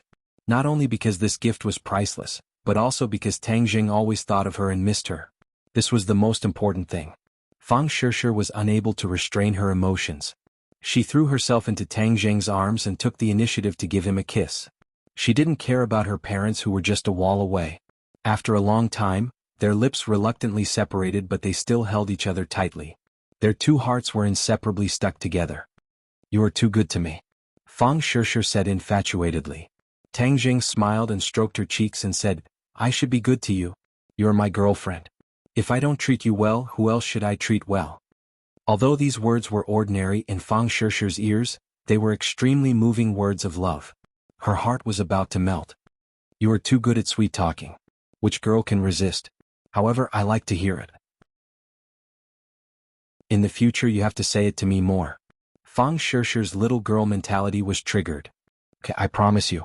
In the future I will say it to you more. As long as you don't think it's too corny. When we are alone it's not corny. I like to hear it. Try it on first. Must be very beautiful. Fang Shishir gently nodded. In front of Tang Zheng she began to undress. If it was before, she would be too embarrassed to do this in broad daylight. Unless Tang Zheng used force. But at this very moment she was willing to do anything for him. Piece after piece of clothing fell. Traces of white and delicate skin were exposed to the air. It added a trace of spring to the cold winter. Her body was like a peerless work of art. When it was displayed in front of Tang Zheng, it was beautiful and moving. Tang Zheng stared without blinking. There was not a trace of improper thoughts in his eyes. There was only deep love. So beautiful. He praised from the bottom of his heart. Fang Shishir faintly smiled. She stuck out her chest as if she wanted him to see more clearly. Then she gently said, "Help me put it on." The golden jade purple robe was an ancient costume. It took a lot of effort to put it on. When it was properly put on, Fang Shishir's body had a trace of spiritual energy. She was like a fairy descending to the mortal world. So beautiful. Tang Zheng sincerely praised, "Try to circulate your true qi and pour it into the golden jade purple robe." Fang Shishir knew that this was to activate the golden jade purple robe. She did as she was told. Traces of true qi slowly poured into the golden jade purple robe. Shwa. A purple light suddenly burst out, dyeing the entire room into a purple sea. Fang Shishir was wrapped in the purple light. She slowly flew up until she was suspended in the air. She was especially mysterious and noble, like a fairy descending to the mortal world. Not long after, the golden jade purple robe gradually disappeared from the surface of her body. The purple light disappeared. Finally, the golden jade purple robe completely disappeared. It was as if it had never appeared. Fang Shishir safely landed on the ground. She was once again naked. She could not help but look at her own body in surprise. It was still smooth and delicate like mutton fat jade. "Where's the golden jade purple robe?" she asked dumbfounded. Tang Zheng faintly smiled. "It's already hidden on the surface of your body. You can wear other clothes as usual. It's only a layer of protection. It won't affect your daily life." Wow, that's really too amazing. Then wouldn't I be invulnerable? Normal weapons can't hurt you. Why don't you try? Fang Shishir picked up a pair of scissors and nervously asked, "Will there really be no problem?" Tang Zheng nodded his head and gave her an encouraging look. Fang Shishir clenched her teeth and fiercely stabbed the scissors into her arm. There was no blood. The scissors stopped on the surface of her skin. No matter how hard she tried, it was as if there was an invisible barrier blocking it. Wow, it really works. Fang Shishir cheered. Tang Zheng also gave a gratified smile. Fang Shishir loudly shouted and directly threw herself into Tang Zheng's embrace. Her naked body intimately came into contact with Tang Zheng. Tang Zheng's head shook. He could not help but feel restless. His claws moved from her waist, preparing to attack her. Fang Shishir's face was red. She bit her lips and allowed him to take advantage of her. Dong dong. Suddenly the door was heavily knocked on. Tang Zheng, Shishir, what are you two doing in there? Hurry up and come out. Shi Mingqin saw that the two had not come out and directly came knocking on the door. Fang Shishir was like a little deer that had been caught red-handed. She jumped out of Tang Zheng's embrace and bashfully replied, "Mom, don't knock anymore. We'll come out soon." Hurriedly putting on his clothes, Tang Zheng crossed his arms and enjoyed the beautiful scenery. Fang Shishir dressed neatly and hurriedly opened the door. Her face was red like a ripe apple. Shi Mingqin fiercely glared at Tang Zheng, wishing she could swallow him whole. Seeing her daughter's expression, the two were definitely not doing anything good. This Tang Zheng's guts were simply too big. "What are you two doing?" "Nothing," Fang Shishir guiltily said. Shi Mingqin coldly snorted and pulled Fang Shishir out of the room. "Come, let's go home." Fang Shishir secretly stuck out her tongue at Tang Zheng and made a helpless face as she was pulled to the door. Crick. The door opened and Shi Mingqin lifted her leg to walk out. However, she was blocked by two people. She could not help but wrinkle her eyebrows and said, "What are you doing? Don't block the way." Impudent, how can you say that? Marshall was helpless against Tang Jing, but he could not tolerate other people's attitude towards his master's wife. Shi Mingqin was frightened and unconsciously took a step back. The other party's aura was simply too strong. Lan Yu acted as if she did not hear anything and only stared blankly at Tang Jing. Tang Jing's face was expressionless, but his heart was incomparably fretful. He unhappily said, "Didn't I tell you? We have nothing to talk about, so don't disturb me."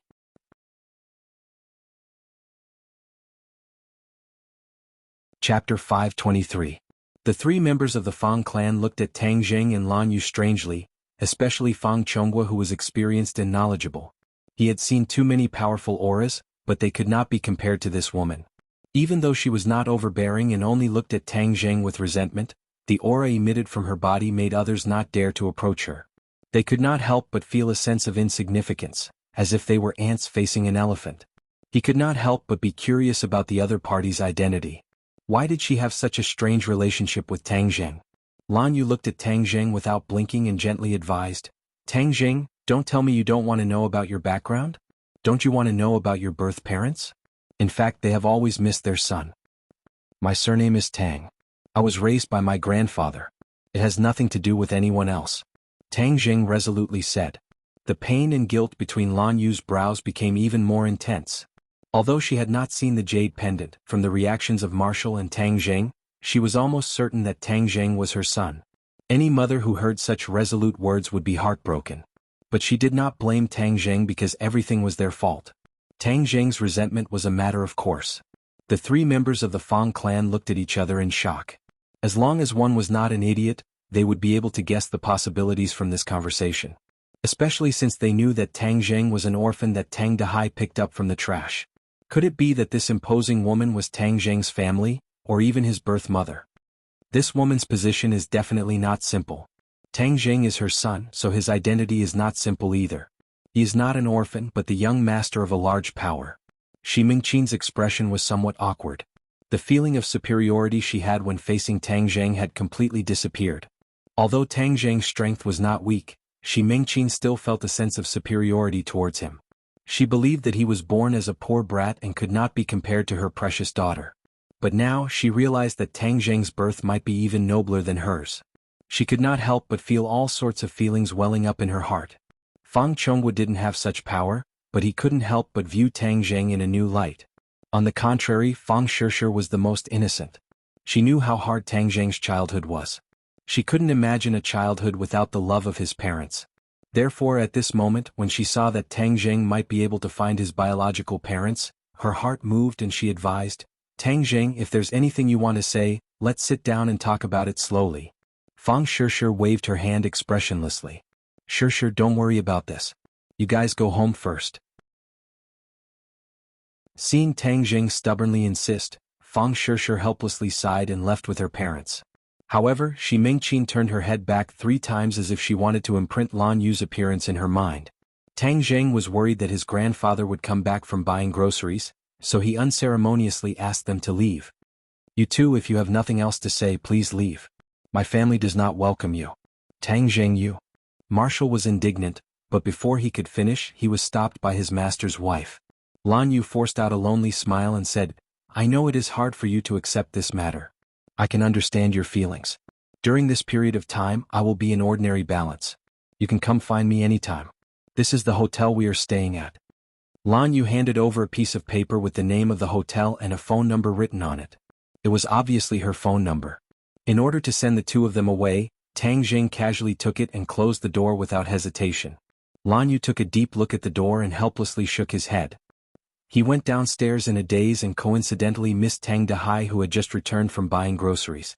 Standing downstairs, Lan Yu looked up at the tall building and muttered to himself, "What exactly do I have to do to dispel his anger?" Marshall said indignantly, "Mistress, you're really letting him do as he pleases. With our strength we can easily snatch the jade pendant away." "So what if I snatch the jade pendant away? What I want is not the jade pendant but my son." Marshall was speechless. That jade pendant was only used to confirm Tang Jing's identity, but looking at Mistress's attitude today, it was clear that she had already recognized Tang Jing. In the past, Marshall was only guessing, but he didn't expect Mistress to be so certain. After thinking for a moment, he said, Mistress, maybe I was wrong. He's not your child at all. Lan Yu retracted his gaze and looked meaningfully at Wu, saying, Wu, you are still too young. You have never had a child before, so you don't know the feeling of a mother and son's heart being connected. Although this is the first time I've met him, and we haven't even exchanged a few words, I can already feel that he is my child. There's no mistake about it. Really? Marshall found it hard to believe. This kind of statement was too profound. Wasn't DNA testing popular now? Just relying on the jade pendant to determine it was indeed too arbitrary. However, Lan Yu's feelings were clearly different. It was as if as a mother she could feel other feelings that Marshall was unable to fathom. Marshall, what do you think I should do? Lan Yu asked. Marshall shook her head helplessly. If she had followed her thoughts and directly kidnapped Tang Jing, there wouldn't have been so much trouble. That girl just now was his girlfriend, right? Lan Yu suddenly asked. Marshall was stunned for a moment, then nodded. Yes, her name is Fang Shishir. She is a classmate of Tang Jing and is also a lover. He seems to care a lot about her attitude. Lan Yu had an idea. Let's go find this girl. Not long after the three of them returned home, Lan Yu knocked on the Fang family's door. When Shi Mingqin saw the two people at the door, she couldn't help but be stunned. After a while, she asked in bewilderment, May I know what business do the two of you have? Lan Yu revealed a smile. This smile seemed to be able to melt the ice and snow of winter, causing people to feel as if they were bathed in a spring breeze. I'm looking for Fang Shishir. Lan Yu said gently. Shi Mingqin looked at the other party in astonishment, not knowing what the other party was up to. If it was a normal person she would have already chased them away, but facing Lan Yu she couldn't muster up the courage to chase her away. Like a defeated general, she helplessly welcomed the other party into the room. When Fang Chonghua and Fang Shishir saw the two of them, they couldn't hide their surprise and politely invited them to take a seat. Fang Chonghua carefully asked, What business do the two of you have with my daughter? I want to ask her to advise Tang Jing. Lan Yu went straight to the point. Advise him on what? Fang Chonghua asked knowingly, wanting to confirm his guess. Lan Yu took a deep breath and prepared to reveal the truth. Since she was asking for help, if she didn't tell the truth, it would be more troublesome and have the opposite effect. I am Tang Jing's birth mother. That year, after giving birth to him, due to some external factors he was abandoned. It was only recently that I found out that he was still alive in this world, so I immediately rushed over to meet him. However, his misunderstanding of me is too deep, so I want to ask Fang Shishir to help persuade him and let us mother and son acknowledge each other. The three of them from the Fang family all stared with their eyes wide open. Even though their guess was confirmed, the three of them were still shocked. Tang Jing's true identity was actually not simple. This was something they never would have thought of. Shi Mingqin's expression was embarrassed and somewhat unnatural. Of course, her pride and superiority didn't exist, causing her to be at a loss for what to do. Fang Shishir, on the other hand, was much simpler as she said, Ever since I met Tang Jing, he has never mentioned his birth parents. Ever since he was young, he and his grandfather relied on each other for survival. In the past he suffered quite a bit. When he was in school he was bullied by his classmates and teachers. Because of this, he learned to be strong and protect his family and loved ones. He simply doesn't care about his own identity. For someone like you to suddenly barge into his life, it is indeed very difficult for you to succeed. Fang Shishir undoubtedly understood Tang Jing very well and hit the nail on the head. I also know that this is all my fault, but the situation back then was too complicated. It can't be explained in just a few words. I don't ask for his forgiveness and only hope that we can get along like normal friends so that he can accept me bit by bit. Lan Yu said. Fang Shishir shook her head. This is truly very difficult. In his life, even in his heart, he has already gotten used to not having your existence. He even somewhat hates you, so how could he accept you? The grief on Lan Yu's face became even stronger as she turned her gaze toward Shi Mingqin and said, This big sister, you are also a mother, so you should be able to understand my feelings. My own flesh and blood is right in front of me, yet I am unable to recognize him and am even treated as an enemy. This kind of feeling is truly worse than death. I also don't have extravagant hopes that he will immediately forgive me. I just want him to give me a chance. Seeing the high and mighty Lan Yu speaking so humbly, Shi Mingqin did not feel pleased but instead nodded in fear and trepidation. A mother and child are connected by heart. This kind of feeling, how could us mothers not understand AI? Fang Chonghua had been silent the entire time but suddenly said to his daughter, Shishir, in reality if Tang Jing is able to recognize his birth mother, then this is also a good thing for him. Perhaps it will be difficult for him to accept it, but in the end, parents are still parents. Dad, although I understand this reasoning, this matter may not necessarily make sense. Fang Shishir said. Is there really no hope for me? Lan Yu was in a daze. Marshall had never seen her master's wife like this before and felt extremely pained. She really wanted to fiercely beat Tang Jing up, but right now she was not Tang Jing's opponent, so she could only think about it. Fang Shishir pondered for a moment and said, if there really is a glimmer of hope, then there is only one person who can do it. Oh. His grandfather. He and his grandfather depend on each other for survival. Grandfather is the most important person in his life and he listens to his grandfather the most. If his grandfather wants him to recognize you, then he definitely will not disobey. In reality, Fang Shishir felt pity for Lan Yu. As a woman, although she did not have a child, she could roughly imagine Lan Yu's pain. Moreover, she also knew that ever since he was young, Tang Jing wished to have a normal family and have parents to love him. Although these feelings gradually faded, in reality they were always buried deep in his heart. If he really did have parents to love him, then in the end, it would definitely be a good thing for him and he would be able to fulfill his wish. His grandfather? Lan Yu was bewildered. Would he do that? After all, Tang Jing is his grandson who depends on each other for survival. Would he let others take him away? First of all, I want to make one point clear. No one can take Tang Jing away from his grandfather. Grandfather's position in his heart is unique. But grandfather is truly a kind-hearted person. He definitely wants to see Tang Jing reunite with his family. Fang Shishir said.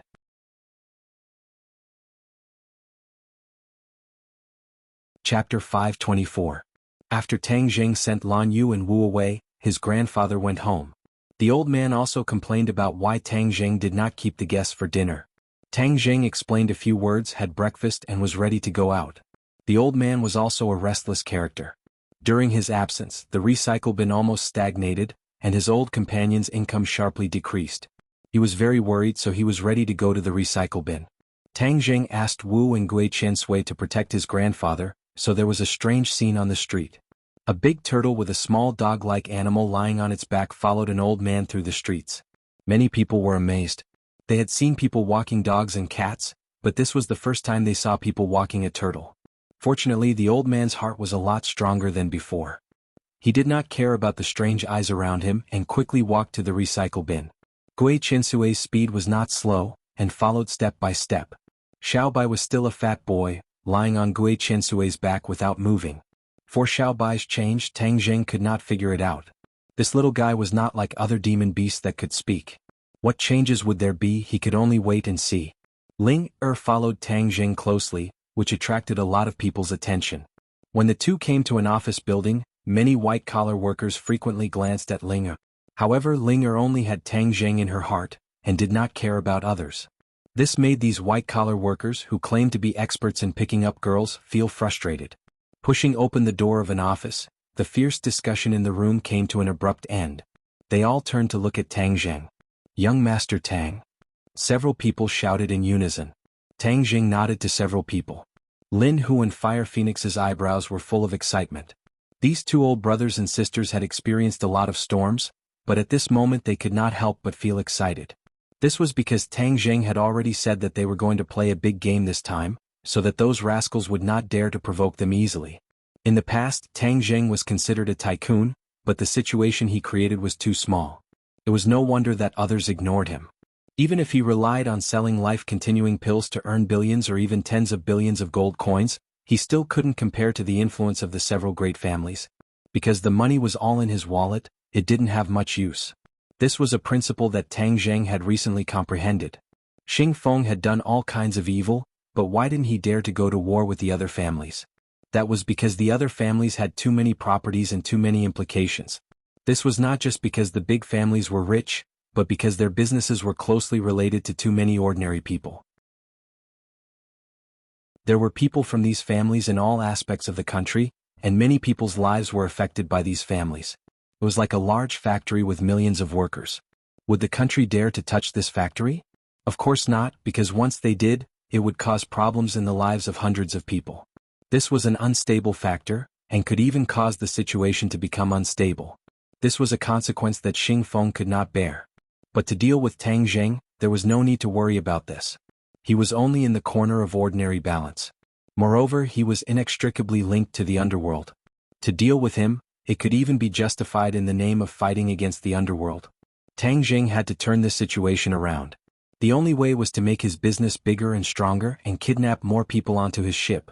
Whether it was the current Xing Feng or the others in the future, no one would dare to act rashly. This was influence. When Tang Jing told them this idea, Mu Hongyan was very impressed. Because this was what the big families did.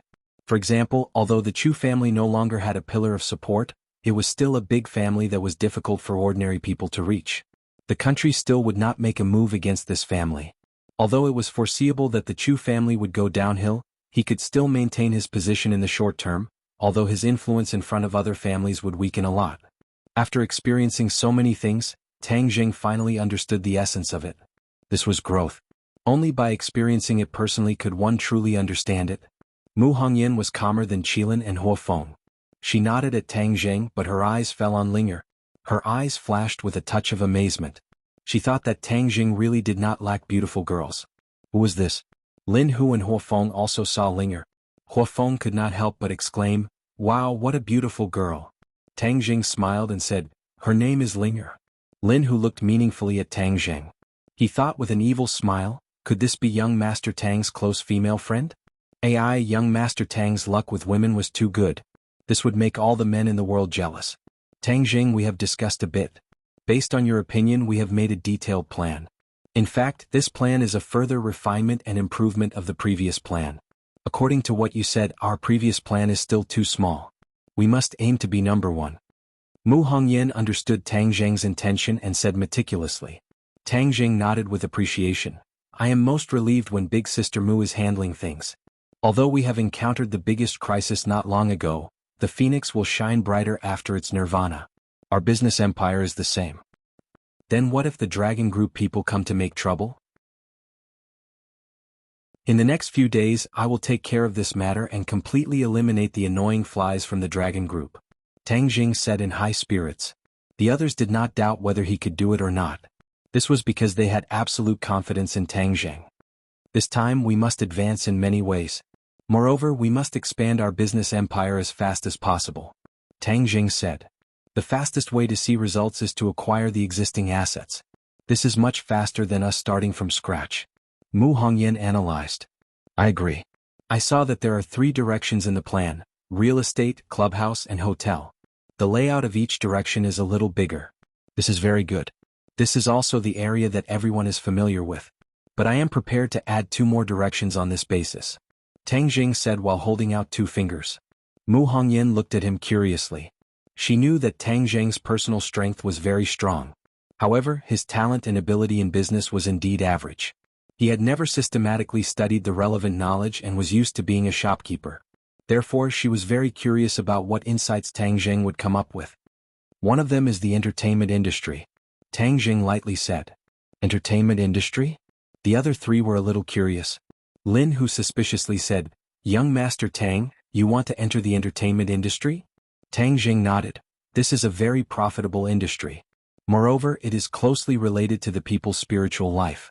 Now that people have money, their pursuit of spiritual life is naturally higher. Therefore, whether it is a movie or a variety show, it will be very profitable. Looking at the soaring box office, there were many poorly made movies that had hundreds of millions or even billions. This was simply robbing money. It was even more profitable than him selling the life-continuing pill. Moreover, this was a sustainable way to make money. Refining the life-continuing pill required all kinds of mysterious herbs. If any of the herbs were missing, then the life-continuing pill could not be refined. Mu Hongyan thought for a while and nodded approvingly. This direction is not bad. Although the entertainment industry is very chaotic, the speed of making money is much faster than other physical industries. It's just that we are not too familiar with this industry, so we still need to recruit professionals. Tang Jing took out a business card from his pocket and handed it to Mu Hongyan. This person is in the entertainment industry. You can contact him. Me. I've heard of this name before. A few years ago he was a gold medal manager. He made many artists famous, but later he offended people and was almost marginalized by the entertainment industry. He did not have any artists in his hands. Mu Hongyan looked at the business card in astonishment. Oh, this damn sissy actually lied to me. He said he was very powerful.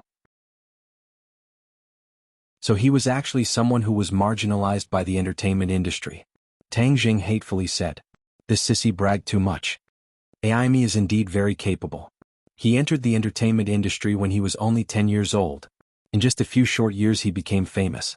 If there are no accidents, he will certainly become the most powerful gold medal manager in Wuxia. Mu Hongyan asserted. I rarely hear you praise someone like this. The entertainment industry and various rich people's lives have a lot of intersection, so I know a little about it.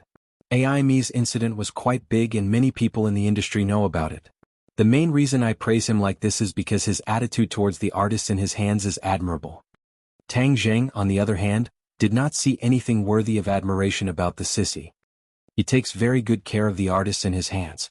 There was once a very powerful person who wanted to use the unspoken rules on one of his artists. He slapped the other party in front of everyone. The other party was not harsh and finally used all kinds of methods to suppress him. That's why he was in such a miserable state. Hey, you really can't judge a book by its cover.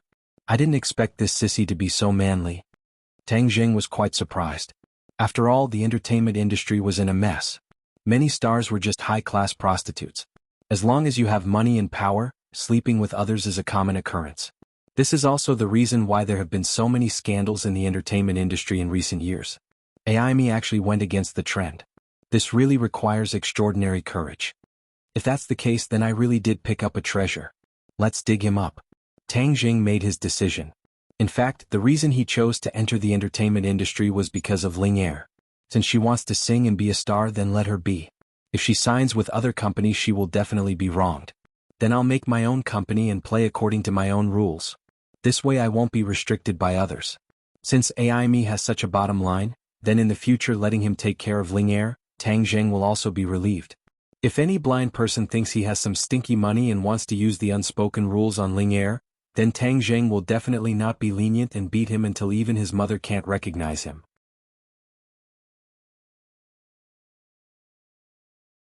Chapter 525. Mu Hongyan and the others looked at Ling Er in shock, not knowing what kind of relationship she had with Tang Zheng for him to spend so much effort to make her popular. But, just based on her appearance, she definitely had the potential to be a star. Nowadays there were still a few stars that walked the path of a jade girl, but Ling Er did not need any packaging, she was a fairy sister. Ling Er covered her small mouth and looked at Tang Zheng in surprise, saying, "Master, you want me to be a star? Then Ling Er can sing, right?" Obviously she had a soft spot for singing and could not forget it. Master. When the three heard this name, they looked at Tang Zheng strangely. He knew what the other party was thinking, so he awkwardly coughed and said, "Don't think too much, Ling Er is my little sister." Little sister. Lin Hu and Fire Phoenix looked at each other and thought in their hearts. "Master, Ling Er is your servant, how could I have the qualifications to be your little sister?" Ling Er said seriously. When Tang Zheng heard this, he deliberately put on a straight face and said, "Don't talk nonsense, from now on you are my little sister. Don't tell me you won't listen to me?" Ling Er shook her head like a rattled drum. Ling Er does not dare. "Then it's decided, from now on you will have the same surname as me, Ling Er." This name sounds pretty good. Tang Jing did not give the other party a chance to refuse. Ling Er's eyes lit up, nodding her head like she was pounding garlic, and said, "The name Master gave is really good. From now on don't call me Master, call me Big Brother, got it?" Tang Jing did not want others to think of him as a pervert, letting such a beautiful girl call him Master. Anyone who heard this would think that there was something wrong with him. At this moment, the other three's expressions were probably the same, but they were definitely worried about his feelings and did not say it out loud. Tang Jing also had no way to explain. As time passed, they would naturally dispel their wild guesses. "Brother." Linger cried out happily. In the future, Linger will definitely serve Big Brother with all her heart. Hearing the word serve, the three people's expressions became even stranger. They were even more convinced that there was something going on between the two of them. Tang Jing rolled his eyes helplessly and continued, "Finally, the other direction is medicine." Mu Hongyan recalled the miraculous effects of the life-continuing pill, and her expression became excited. There was no doubt that Tang Zheng had an innate advantage when it came to this industry. Moreover, after this industry became bigger and stronger, it would have a greater influence than other industries because this was a matter of life and death. Therefore, Mu Hongyan was not stingy with her praise. "That's a great idea." Tang Jing also laughed and said, "However, in this aspect we need a medical professional to be a consultant." Mu Hongyan laughed and said, "Aren't you one?" You can be considered a saint of apricot woods. You're much better than many so-called famous doctors. Ah, you're overpraising me. I can't even be considered half a bucket of water. Tang Jing knew his own limits. He might be able to find some pill recipes, but these things could not be mass-produced. Just like the life-continuing pill, if it was mass-produced, then it would not be worth much and would cause chaos in society. Moreover, this thing could not be mass-produced. Mu Hongyan looked at him suspiciously. She did not understand why he was so modest. I found a consultant who is thousands of times better than me. In this world, there is someone who is thousands of times better than you in the field of medicine. Mu Hongyan did not believe it. The king of medicine. Tang Jing revealed the answer. Although the king of medicine was his disciple, in his heart, the king of medicine was much better than his master in the field of medicine. He had more right to speak. Mu Hongyan said excitedly, "Senior king of medicine? Would he be willing? I heard that many pharmaceutical companies and large hospitals want to invite the king of medicine, but he rejected them all." Tang Jing was full of confidence. "You'll know when the time comes, but I'll need you to do the specific preparations." Mu Hongyan was full of confidence. With the support of such a powerful consultant, what reason would there be for failure? Don't worry, but with such a big mess all of a sudden, your money is only enough for the initial investment. You'll definitely need more money later. Don't worry, money is not a problem. Then there's no problem. In addition, since we want to be big and strong, then we can't choose the location of our headquarters in Ordinary Balance. Mu Hongyan said. Ordinary Balance was not even a third-tier city, so it was impossible to choose the location of such a large business empire's headquarters. Tang Jing thought for a moment and said, "Then where should we go?" Beijing. It's the economic, political, and cultural center. Only in Beijing can we expand our influence. Tang Jing nodded his head, "Okay. But Beijing is a mixed bag of crooks and dragons, and there are many local tyrants. It's also a place where many powers gather, so the difficulties we'll face will be greater." Mu Hongyan said truthfully. "We're not afraid of difficulties, but we need to have the courage and boldness to face them head-on." Tang Jing said fearlessly as he waved his fist. Mu Hongyan looked at him approvingly. She thought that this boy was maturing little by little. She didn't know how far he could go in the future, but she really looked forward to it. Tang Jing left the office and left Linger behind, because Mu Hongyan had already contacted AI Me to discuss the packaging of Linger. Tang Jing walked alone on the street looking at the bustling crowd. He was very familiar with this city that he had lived in for nearly 20 years, and he also had a lot of feelings for it. Since he wanted to become big and strong, then he couldn't treat this city unfairly. In the future he would definitely prioritize Ordinary Balance. For example, some of the medical production bases would be placed in Ordinary Balance. This could also be considered as giving back to the city. Unknowingly he arrived at Pengcheng International School. The school was already on winter break, so the school was empty. Standing at the school gate, looking at the silent school, he somewhat missed his high school life. Although he had only been away for half a year, too many things had happened during this time, more than anything he had experienced before. "Crazy woman, why are you still bothering us? Didn't we already give you living expenses this month? How much more do you want?" A man who is never content is like a snake trying to swallow an elephant. Suddenly, an angry shout rang out, interrupting Tang Jing's thoughts. He subconsciously turned his head and saw two young people and an old woman with messy hair standing across the street. The two young people were dressed in bright clothes, while the old woman was clearly wearing old clothes. The contrast between the two sides was very obvious. The two young people were clearly a couple or husband and wife. They were holding hands, while the young woman was arrogantly shouting at the old woman. "You only give me 200 yuan a month, how can I live on it?" The old woman pitifully said. 200 yuan isn't enough? Then how much more do you want? Don't tell me you want us to give you all of our salary? You are too greedy. Isn't all of this your own fault? Instead of being a good teacher, you framed your students. That's why you were expelled from school and even your pension is gone. You have become our burden.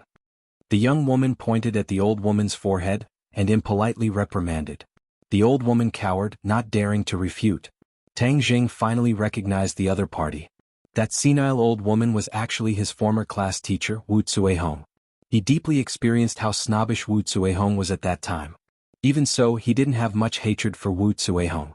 But in the end, Wu Cuihong actually stole his college entrance exam ticket, wanting him to be unable to take the college entrance exam. This kind of vicious method thoroughly angered Tang Jing. Thus, he used his battle spirit to scare her silly. He heard that she was directly expelled by the school. But now it seemed that her spirit had returned to normal, but her life was too poor. The young couple was his son and daughter-in-law. Tang Jing had seen them come to school before. It seemed that she was disliked by her son and daughter-in-law. Husband, let's go. Don't pay attention to her. Having this kind of mother is really too embarrassing. The young woman grabbed her husband's hand and walked away. From beginning to end, the man didn't say a word. Wu Zuehong was in a daze, but there was nothing she could do. She went to the trash can and finally found 2 mineral water bottles. She tightly held them in her hand and then went to look for the next trash can. Tang Jing silently watched. The other party obviously didn't see him, and Tang Jing didn't feel sad or happy. He didn't feel relieved because Wu Hongzue was not worthy of his anger or hatred. She was an insignificant person. If he hadn't met her today, Tang Jing probably wouldn't have remembered her. Of course he wouldn't pity her. A pitiful person must have a hateful side. All of this was her own fault. If she hadn't treated Tang Jing like that, she wouldn't have fallen to this point. She was so tough in school, but the son she taught was like a soft egg. He actually treated his own mother like this. What an unfilial son. Tang Jing muttered to himself, but was suddenly startled because he remembered the face at the door this morning. If Wu Zuehong's son was an unfilial son, then what was he? He guiltily shook his head and comforted himself. My situation is different from his. Even if they really are my parents, they abandoned me and didn't fulfill their responsibilities as parents. What qualifications do they have to redeem everything? But looking at the other party's attitude, it seemed like they wouldn't give up until they won back Tang Jing's heart. What should he do? What's troubling you so much that you're frowning so much?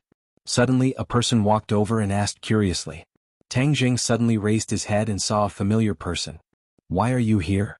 Su Yingtian said with a smile. You caused such a big commotion at the base. If I didn't come, would the dragon group come to find you first? And it's good that they came. I was worried that Xing Feng wouldn't appear. Tang Jing hatefully said. Xing Feng has already been scared to death by you. Right now he's hiding in the capital with layers of guards around him. It won't be easy to touch him. Su Yingtian said. There's nothing in this world that is impossible. Tang Jing disagreed. Su Yingtian shook his head. You want to assassinate him, right? Tang Jing didn't reply, which could be considered a tacit agreement.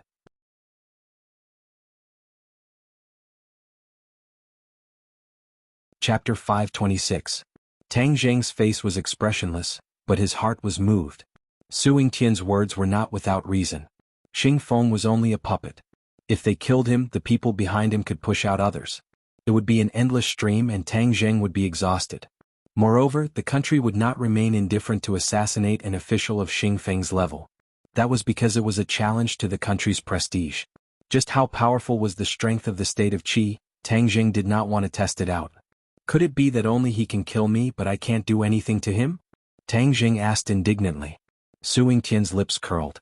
He knew that he had finally convinced Tang Jing. He continued, of course not. We have to set our sights further. What we are dealing with is not just Xing Feng but the people behind him. As long as we completely topple his backer, he will be like a snake without its fangs pulled out. He will not be much of a threat. At that time, no matter how you deal with him, no one will say anything. Tang Jing looked at Su Yingtian with a burning gaze. Are you trying to clear things up for him? I, Su Yingtian, am not that bored. I'm doing this for you, not for him. An outstanding young man like you will not make such a grave mistake because of Xing Feng and ruin your future. Su Yingtian said sincerely. Oh, so kind? Tang Jing was not a 3-year-old child. He would not believe just anyone's words, even if they had worked together before. Aha, why is it so hard to do a little good in this world? Su Yingtian said with a bitter smile. Fine, I can temporarily not kill him, but you have to promise that he will not come looking for trouble with me. I do not want my family to be in danger at all times. This? Su Yingtian hesitated. If you don't agree, then there is no need for us to talk. Tang Jing was not going to be polite with him. Alright, I promise you. I'll go find Xing Feng. Even if I have to give up my reputation, I'll make you guys stop fighting for the time being. Su Yingtian gritted his teeth and agreed. Tang Jing nodded his head in satisfaction. Although he couldn't completely get rid of Xing Feng, he could at least maintain peace for the time being. He had to focus on developing his business empire. Only when he expanded his influence, whether it was Xing Feng or any other government officials in the future, they would not dare to act rashly. This was one of his greatest trump cards. Of course, he still had to work hard to cultivate and quickly increase his cultivation. When a person's martial strength reached a certain level, it was enough to make the enemy hesitate. Tang Jing, in truth, if you join the National Security Bureau and obtain an official identity, this is the biggest protective talisman. Whether it is for public or private reasons, there are many benefits. Su Yingtian suggested. Tang Jing refused without hesitation. Thank you for your kindness, but I'm used to being lazy. I don't like it when others control me. Otherwise, it'll be counterproductive. Even if you haven't eaten pork, you've seen a pig run. Tang Jing naturally understood that there were benefits to gaining an official status, but there were more restrictions and restrictions. After all, he was a cultivator. How could he be willing to be restricted by the government? Su Yingtian's eyes flashed with a trace of disappointment. The National Security Agency's door has always been open for you. Whenever you want to join, I'll welcome you with open arms. Pausing for a moment, Su Yingtian's expression became serious. Tang Jing, you know better than me what happened in the base in the desert. So I want to know what's going on with that towering tree. Your science is so advanced. Could it be that you can't detect it? Tang Jing asked back. Su Yingtian helplessly shook his head. Science can't solve all problems. You're a cultivator, so you should understand this point. Moreover, you've auctioned off so many life-continuing pills. This kind of heaven-defying thing, can science explain it? Tang Jing admitted that what he said wasn't wrong. But his words reminded him of another important question. How exactly do you government officials view cultivators? Su Yingtian seemed to have already expected him to ask this question. Without thinking, he said, now is not the ancient era. Science and technology is developing and its power cannot be underestimated. Although cultivators have many mysterious things, they are not natural enemies of the country. They cannot control the life and death of anyone. Tang Jing softly laughed. It seems like you martial artists have a much more optimistic attitude. That's natural. The majority of martial artists have a very narrow vision. They only look at their own little piece of land and don't think about the big picture. Su Yingtian happily said. Oh, what big picture? The situation of the world. Let me ask you a question first. Why was China the best developed in ancient times? Why was it the center of the world? Why was it the golden age of all countries? Su Yingtian threw out a question that was similar to history. Today's history teachers have also talked about this question many times. They believed that the Western countries' science and technology developed faster and Wuxia closed up the country. Because of this, they fell behind and were passively beaten. But the answer Su Yingtian wanted was definitely not this. Tang Jing couldn't help but bitterly think about it. Wuxia's decline began in the last dynasty. After the cultivators were expelled, Wuxia gradually declined and was even bullied by the Western countries. Suddenly, a light flashed in his mind. His eyes widened in shock as he stared at Su Yingtian. He bewilderedly said, could it be that all of this is related to the disappearance of cultivators? Su Yingtian nodded his head in praise. The younger generation will surpass us in time. Many people bitterly ponder over this question for several decades before they can understand it, but you can understand it with just a hint. Tang Jing still felt like he was shrouded in fog and said, but I still don't understand what exactly is going on. It's very simple. Before the cultivators were expelled, they were the most powerful group in the world. Whether it was Wuxia or the West, there was no one who could contend against the cultivators. And the cultivators are a unique product of our Wuxia. They don't exist anywhere else. In addition, in ancient times, the West was a barren land. Normal people were not willing to set foot in it and their development was very slow. These barren people greatly respected Wuxia, so they sent envoys from thousands of miles away to worship and learn from them. Many of Wuxia's technologies were learned by them. Ever since the disappearance of the cultivators, the Western countries were no longer restrained by the cultivators, so they developed rapidly and uncontrollably. Their science and technology changed with each passing day, which was why the Western powers bullied my Wuxia, causing Wuxia to suffer a history of humiliation that had never happened before. Su Yingtian sighed after he finished speaking, feeling extremely moved. Perhaps New Era never dreamed that the expulsion of the cultivators would leave behind such a huge problem, almost bringing Wuxia into a situation of eternal damnation. When Tang Jing heard this, he was flabbergasted.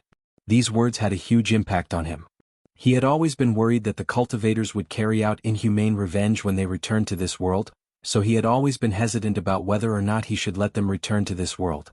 According to Su Yingtian, weren't the cultivators the gospel of this world? with the cultivators, this country could once again soar and stand at the peak of the world? If the cultivators return to this world, wouldn't it be of great benefit to the country? Tang Jing couldn't help but ask. Logically speaking, that should be the case, but the world is changing. After all, after so many years, we can't figure out what the cultivators have become, so we have to be cautious about this matter. Moreover, the cultivators have already been expelled, how can they return to this world? Didn't the demon god come back from the sky beyond? Tang Jing reminded. Su Yingtian waved his hand, he did not take it to heart and insisted, that's just an example, it's impossible for cultivators to return on a large scale. Tang Jing understood that the demon god could use the mountain river blood sacrifice array to summon the demon clan back, but the officials did not know about it, and Li Xiaotian did not tell the officials about it, otherwise Su Yingtian would not be so confident that the cultivators would not return on a large scale. Tang Jing thought about it but did not tell the other party this news because words were not proof, he could not determine the true attitude of the officials towards the cultivators just based on these words. The officials were very cunning. What if Su Yingtian was just throwing a smoke bomb, and did not have good intentions towards the cultivators? They had to be careful. Actually, the martial artists are very powerful now. If there is a balance between the cultivators, it is actually good for the country. Su Yingtian added. Cultivators and martial artists are like fire and water, I'm afraid there is no chance for them to get along peacefully. Tang Jing said. It's better to have a balance when there is a struggle. Su Yingtian did not care. Tang Jing understood. This was the official's favorite way to balance, letting the two forces fight each other, and he would benefit from it. However, the officials miscalculated one thing, the cultivators were stronger than they thought, whether it was martial artists or their self-proclaimed powerful technology, they might not be a match for the cultivators. Tang Jing did not need to remind the other party, this would instead make them be on guard against the cultivators. Let's return to the main topic, what is going on with that big tree? Su Yingtian said. It is called the Tree of Life. It is said to be the origin of all living things, it can emit pure spiritual energy, improving the environment and air between heaven and earth. Tang Jing paused for a moment, suddenly having a strange idea, he laughed involuntarily, maybe the haze that shrouds everywhere will gradually dissipate under the influence of the Tree of Life. Su Yingtian was slightly startled and seriously said, does it really have such a miraculous effect? You must have seen the yellow sand under the Tree of Life, there is already green grass growing on it. This cannot be faked. Tang Jing reminded. Su Yingtian sighed emotionally and said, let me tell you, these few days the grass is still spreading outwards. According to the experts, it will not be long before the boundless desert becomes a grassland, suitable for humans to live in. Tang Jing cried out in surprise and said, it seems that the effect is better than I expected, so it really is not a lie to say that it will improve the air. Perhaps the Tree of Life will be able to solve the problems of the Environmental Protection Department.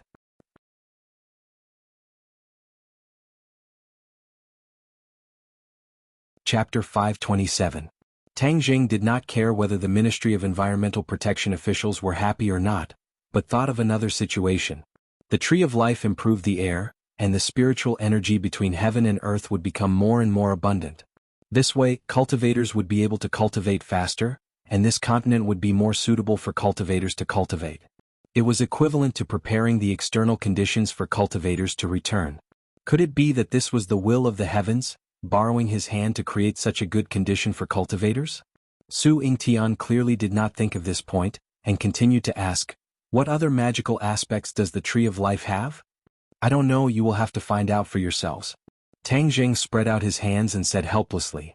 At that time, there were two other people that appeared in the base. One of them was your old acquaintance, Marshall, while the other person's identity was mysterious. I was actually unable to find out anything about her. I heard that they also came to Chongqing City. Do you know who they are? Su Yingtian could not help but ask Lan Yu, whom he had only met once, as if it was still fresh in his memory. I don't know. Tang Jing replied expressionlessly. Su Yingtian looked at him deeply but did not delve deeper, only reminding him, this woman is not simple, we are unable to determine how high her cultivation is, but I can tell you one thing, when you were trapped in the cave, she once broke into the base and started a massacre. Moreover, she was aiming for you. I only found out about this later. Tang Jing's heart moved, she actually broke into the base for him, and even started a massacre, this was something he did not expect. One of the dragon group's mecha was destroyed by her hands, if you meet her, do not lower your guard. Su Yingtian warned. Tang Zheng's head thumped. The opponent's strength was too strong. Tang Zheng had to use a Herculean effort, and even had to use the 4 symbols venerable to defeat the mecha, but the opponent was able to do this alone. It was not easy. Then she was determined to improve her relationship with Tang Zheng. What could he do? Could he forcefully drive her away? The opponent was so powerful he might not be able to do this. I wonder where she went. He subconsciously started to think, but he did not think that Lan Yu would have gone to find her grandfather directly. Lan Yu personally visited the recycle bin. When she stood in front of the mountain of junk, she couldn't help but frown. She was a bit of a clean freak. If it were in the past, she would never have come here. But now she had no choice but to come. Besides, she also wanted to see the old man who had painstakingly raised Tang Zheng. She held her breath and walked into the yard of the recycling station. It had been expanded a lot. This was the result of the hard work of Tang Dahai and a group of old fellows in the past 6 months. Their recycle bin was doing very well. Even if Tang Dahai was taken away, a few old fellows were struggling to maintain it. Seeing that Tang Dahai had returned, the group of old fellows seemed to have found their backbone again. They rushed to tell each other and were overjoyed. "Excuse me, is Mr. Tang Dahai around?" Lan Yu took the initiative to ask. The group of old fellows in the yard all turned around and looked at the 2 strangers. Without a doubt, Lan Yu and Wu's temperament was incompatible with the environment. With a single glance, they could tell that the other party's identity was not ordinary. Many old fellows immediately became uneasy. They looked at the 2 of them uneasily and then looked at Tang Dahai. Tang Dahai walked out and suspiciously looked at the 2 of them and said, "I am Tang Dahai. Why are you looking for me?" In the past 6 months, after Tang Zheng had consumed the life-continuing pill, he was in high spirits. Moreover, his life had greatly improved and his temperament had also undergone a great change. If he were to walk out alone, he would definitely not be treated as an old man picking up junk. However, the honest smile that he was born with still hung on his face. Lan Yu stared at Tang Dahai, as if she wanted to see every detail of him clearly. Although Tang Dahai had changed a lot, the meticulous Lan Yu could still see the traces left behind by the burden of life on his body. Lan Yu took the initiative to extend her hand and politely said, "Old man, hello, my name is Lan Yu. Nice to meet you." Tang Dahai politely said, "May I ask who you are? What business do you have with me?" Lan Yu glanced at the others and said in a low voice, "Can we find a place to talk?" Tang Dahai muttered to himself for a moment, then led the way, "Please follow me." Leading the 2 of them to the door of a room, Lan Yu gave Wu a look. Wu nodded in understanding and stood at the door with his arms crossed, like a door god. The others whispered to each other, discussing who these 2 people were to put on such airs. Tang Dahai was also guessing the other party's identity. He poured a cup of water for Lan Yu and asked straightforwardly, "Can we talk now?" Lan Yu's expression became serious and said, "Old man, I want to hear the details of how you picked up Tang Zheng." "Little Zheng." Tang Dahai was startled, his expression became strange. "This is already an adult's past, it's not worth mentioning. But I'm very interested. I wonder if old master can let me get what I want?" Lan Yu looked at the other party with a burning gaze and asked without giving up. Tang Dahai was not an idiot. Now that so many things had happened and the other party was obviously here for Tang Zheng, he immediately thought wrongly.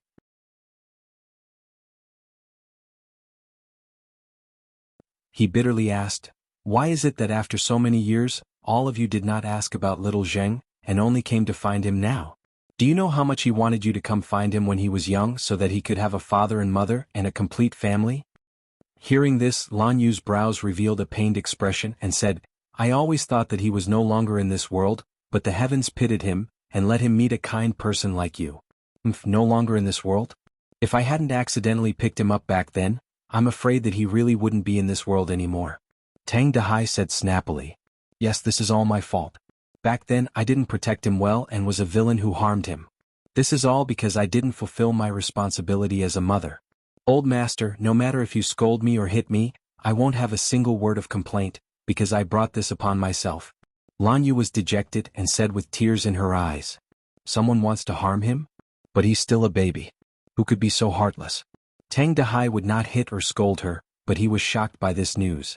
Lan Yu shook her head. "It's hard to explain what happened back then. The child was stolen from me. At that time I had just given birth to him and my body was weak, so I didn't have the strength to protect him. That's why the villain took advantage of this opportunity. Too vicious to actually make a move on a baby. If I were to meet him, I would risk my old bones to get an explanation for little Zheng. Tang Dehai was so angry that his face turned red, and he said indignantly. Seeing him reveal his sincere feelings, Lan Yu said from the bottom of her heart. He is more fortunate to have a grandfather like you than a mother like me. You are more competent than me. No wonder his feelings for you are so deep, and he isn't even willing to say a word to me, let alone forgive me.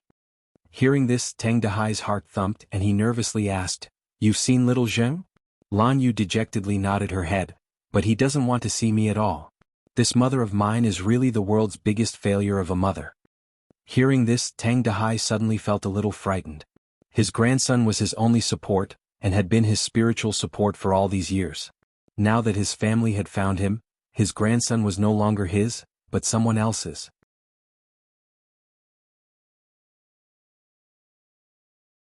Chapter 528. Lan Yu's eyes were sharp and her hands were quick. She immediately supported him and called out, Old master, what happened to you? Tang Dehai was hit by this sudden turn of events. He fainted and lost consciousness. Unable to wake him up, Lan Yu was deeply afraid that he would have an accident. Then she really didn't want to recognize Tang Zheng, so she hurriedly picked up the old man and rushed out. Let's go to the hospital. When the other old fellows saw this, they turned pale with fright. What did you do to old Tang? If you dare to hurt him, his grandson little Zheng will not let you off. Wu was also stunned for a moment. He thought to himself, could it be that mistress had injured him? She didn't have time to think about it carefully. Seeing that her mistress had already rushed out of the courtyard, she quickly chased after her. Tang Zheng and Su Yingtian parted ways. Su Yingtian returned to Beijing with the information he needed. He also wanted to fulfill the promise he made to Tang Zheng and get Xingfeng to stop fighting for the time being. Tang Zheng had just walked to the entrance of the neighborhood when he saw an old man rushing over. He recognized that this man was one of his grandfather's old friends. Little Zheng, something big happened to your grandfather and he was sent to the hospital. The old man's face was red as he said breathlessly. Tang Zheng's expression suddenly changed and he hurriedly asked, What happened to my grandfather? 2 women came to look for him today. I don't know what happened in the room. Your grandfather was carried out and unconscious. The others have already chased him to the hospital. I specially came to inform you. 2 women? Tang Zheng's eyes flashed. He guessed that it must be that woman and Wu. Speaking of which, he still did not know what that woman's name was. However, at this moment he did not have a good impression of these 2 people, only a burning anger. They actually went crazy and attacked his grandfather. That was absolutely unforgivable. He immediately hailed a taxi and sped to the hospital. At the entrance of the hospital, he immediately saw Wu. Wu also saw him and quickly walked over to welcome him. However, before she could even open her mouth, she saw Tang Zheng attack. This move was extremely sharp. Marshall hurriedly blocked it, but with a muffled bang she flew out like a kite with a broken string, fiercely crashing into the wall. Tang Zheng didn't give the other party a chance to speak. His anger exploded. When the others saw his murderous look, they all kept quiet out of fear. Tang Zheng coldly snorted. He did not care about Wu at all. Moreover, this move could not harm her life, it was just a small lesson. Ignoring Marshall, who was struggling to get up, Tang Zheng had already rushed through the door. Marshall's face was pale, a trace of blood flowed from the corner of his mouth. He resisted the roiling blood and shouted weakly, 8th floor of the inpatient department. Tang Zheng ignored her kind reminder. He couldn't wait to take the elevator. He rushed up the stairs like a whirlwind and went straight to the 8th floor. From afar he saw an old friend of his grandfather walking out of a ward. He immediately ran over and saw his grandfather lying on the bed. There were a few people around the bed and Lan Yu was among them. You woman, what a vicious heart. I want to take revenge for my grandfather. He rushed towards Lan Yu like a madman, his fingers like a sword, attacking Lan Yu. Lan Yu raised her head to look at him, her face revealing a pleasantly surprised expression. When she saw him crazily attacking her, she did not dodge, nor did she counterattack. She allowed this fierce attack to hit her body. She took a small step back, but the corner of her mouth carried a gentle smile as she looked kindly at Tang Zheng. Tang Zheng's originally prepared continuous attacks came to an abrupt end. He did not expect that the other party would not resist at all. From beginning to end he had a kind smile on his face. This smile seemed to have a magical power, causing his following moves to instantly collapse and be unable to be used. Why didn't you fight back? Could it be that you know you're in the wrong? Lan Yu gently said, I won't do anything to my own child. This is a mother's instinct. But you hurt my grandfather. This is unforgivable. Tang Zheng's killing intent soared. He was about to make a move when he heard two voices shout in unison, "Stop!" Wu stood at the door panicking. He leaped in front of his master's wife to protect her. He flew into a rage. "Tang Zheng, you sure have guts. You dare to make a move on your master's wife. Little Zheng, you absolutely can't. This is disgraceful." Tang Dahai, who was lying on the bed, had already woken up. Seeing this scene, he bitterly cried out. Hearing his grandfather's voice, Tang Zheng was wild with joy. He turned around and pounced towards his grandfather. Seeing that his grandfather's face was pale, but his life was not in danger, he let out a big sigh of relief. He held his grandfather's hand and asked with concern, "Grandfather, how are you? Where did she hurt you?" "Little Zheng, you almost made a big mistake. How could you make a move on her?" Tang Dahai anxiously said. "She hurt grandfather. Of course I have to make a move." Tang Jing said without thinking. "Who said she hurt me? I just fainted. It's not her fault. You misunderstood her." Tang Dahai explained. "Misunderstanding?" Tang Zheng was stunned. He had a strong first impression and actually wronged the other party. He turned his head to look at Lan Yu and Wu. Lan Yu still had a smile on his face without the slightest bit of resentment. However, Wu was indignant as he fiercely glared at Tang Zheng. Since it was a misunderstanding, why didn't she dodge? "Little Zheng, this lady might be your family. How could you make a move on her?" Lan Yu heard this and generously waved his hand and said, "It doesn't matter. If he hits me, I will willingly accept it." "Master's wife, you." Wu Zheng wanted to refute but was stopped by Lan Yu, causing Wu to stare at Tang Zheng with dissatisfaction. "Old friends, you guys go back first. This is a small matter of our family. I've troubled everyone." Tang Dahai persuaded the others to leave and the ward quieted down. "Little Zheng, I have something to say to you. Didn't you always want to have a father and mother when you were young? Now that your family has found you, you've gotten what you wanted." Tang Dahai squeezed out a smile, but it had a bitter taste. "My family only has you, grandfather. You were the one who raised me. It has nothing to do with anyone else." Tang Jing immediately retorted. Tang Dahai's face darkened and said, "Nonsense. How did I teach you since you were young? In life one must first be filial. No matter how great a person's achievements are, if they do not know filial piety, then they are not considered a person. Your life was given to you by your parents, so you must be filial to your parents. But they have already abandoned me. The only reason I didn't die was because I met grandfather, so my life was already returned to them when they abandoned me." Tang Jing said resolutely and decisively. Tang Dahai flew into a rage. He blew at his beard and stared, berating, "Outrageous. If they did not give you life, would you have met me? Would you have been able to see this wonderful world? So, in the end, you have to thank your parents for giving birth to you. I only have the grace of raising you." Tang Dahai previously fainted because he could not accept the fact that Tang Zheng was leaving him. Because Tang Zheng was his motivation to live on. But now that he had recovered, although he still could not bear to part with Tang Zheng, the principle of right and wrong in his bones prevented him from doing anything that went against the principle of righteousness. What was righteousness? The grace of his parents was a great grace. This was his righteousness. No matter what, he would not go against it. He also did not want Tang Zheng to go against it and bear the infamy of being a traitor. This was Tang Dahai's most simple way of thinking. As a grandfather, he had the most sincere feelings for his grandson. Even if he felt wronged in his heart, he still had to protect his grandson. "In my heart, grandfather's grace of raising me is greater than the grace of giving birth to me." Tang Zheng straightened his neck and said unyieldingly, "Nonsense, you want to anger me to death?" Tang Dahai raised his hand and wanted to slap him, but he could not. He could not bear to. Looking at his grandfather's angry and sad appearance, Tang Zheng was in so much pain that he wished he was dead. Lan Yu was previously worried that the old man would make things difficult for her, but now she realized that she was really measuring the heart of a gentleman with the yardstick of a villain. Although the old man did not read many books and did not have much experience, he was more righteous than many of the so-called dignified gentlemen. He had a simple and kind heart. In comparison, Lan Yu could not help but feel inferior. "Old man, don't say any more. This is not little Zheng's fault. He is right, it is all my fault. As a mother, I was unable to protect my child. This is a mother's dereliction of duty. I do not have the qualifications to ask for anything else." Lan Yu suddenly knelt in front of Tang Dahai, tears flickering in her eyes as she said in a tearful voice, "Master's wife, you absolutely cannot." Wu was shocked. In her heart, her master's wife had always been high and mighty, but at this moment she was kneeling in front of an old man who did not know martial arts. She wanted to pull her master's wife up, but the other party was like a huge boulder, not moving at all. Tang Jing was also a little surprised, and the anger that had been accumulating couldn't help but decrease a little.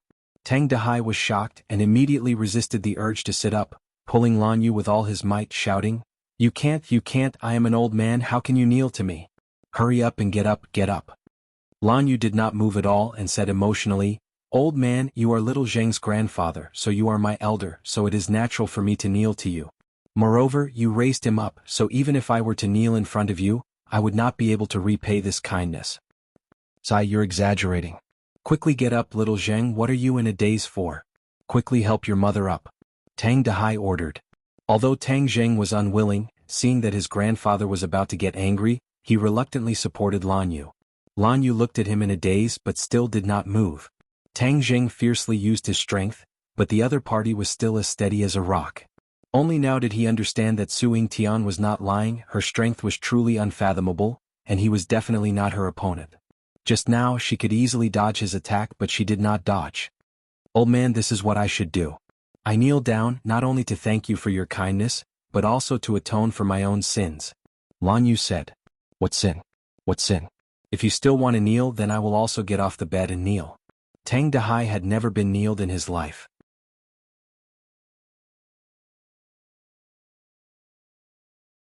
Chapter 529. Tang Dahai did not like others kneeling to him, nor was he willing to kneel to others. Moreover, how could he, who was simple in his bones, accept such a big gift? Lan Yu was forced to stand up and support Tang Dahai. Old man, lie down first. Don't tire yourself out. Tang Dahai let out a long breath, the corner of his mouth squeezed out a smile and said, you mother and son have reunited. Have a good chat first. I have nothing to talk about with her. Tang Jing said with a straight face. Who said there is nothing to talk about? We must talk. Tang Dahai said firmly. Tang Jing was helpless as he did not want to go against his grandfather's orders. Lan Yu said with a smile, old man, since the child is not willing, I will not force him. How am I forcing him? This child is usually very obedient, but at critical times he likes to be stubborn with a bull's temper. This is all because I did not teach him well. Tang Dahai said with a calm face. Old man, you are modest. It is because you taught him well that he has today's achievements. Lan Yu said from the bottom of her heart. Although Tang Dahai did not have much culture and was a rough person, and the conditions were so difficult, teaching a child like Tang Zheng was indeed a feat that many wealthy families could not achieve. The corner of Tang Dahai's mouth revealed a trace of a relieved smile as he kindly looked at Tang Zheng. With your words, then my 20 years of hard work have not been in vain. Seeing his grandfather's attitude, Tang Zheng knew that he could not avoid it this time. He said to Lan Yu in a bad mood, come out and talk. Lan Yu was flattered and hurriedly nodded, okay, let's go out and talk. Tang Dahai did not forget to remind him, little Zheng, speak properly. Don't put on a bitter face, understand? Tang Jing reluctantly squeezed out a smile at his grandfather and walked out of the ward with Lan Yu. When they arrived at the stairwell, he looked at her with an unkind expression and said, I don't know what you are planning. You actually went to find my grandfather and angered him to the point of being hospitalized. Do you think I will forgive you? Lan Yu's face was full of shame. She took a deep breath and said, child, I don't dare to ask for your forgiveness. Before I went to find the old man, I didn't think that things would turn out like this. This is my fault. I apologize to you. Looking at her sincere expression, Tang Jing could not help but think of the martial order sect master. These two people seemed to be very different. The martial order sect master always had a straight face and did not smile, giving Tang Jing the impression that he was cold and heartless. However, Lan Yu really had too much of a motherly radiance. He had made things difficult for her time and time again, and even attacked her, but she did not complain at all. Instead, she took the initiative to admit her mistakes and ask for forgiveness. Everyone's heart was made of flesh. Tang Zheng's tone also softened a little. Then what exactly do you want? I just want to see you. I want to hear how you've been through all these years. I want to have another me in your life from now on. Lan Yu said expectantly. Tang Jing frowned and asked, you're so sure that I'm your son? Of course. Perhaps before I saw you, I would have doubted it. However, after seeing you, this feeling of connection between mother and son will not lie to me. Heng, how come I don't feel it? Tang Jing said without any trace of politeness. You will feel it in the future. Lan Yu said without any objection. Then why did you abandon me in the past? This was the question that Tang Jing was most confused about. When he was young he had asked the sky many times but no one answered him.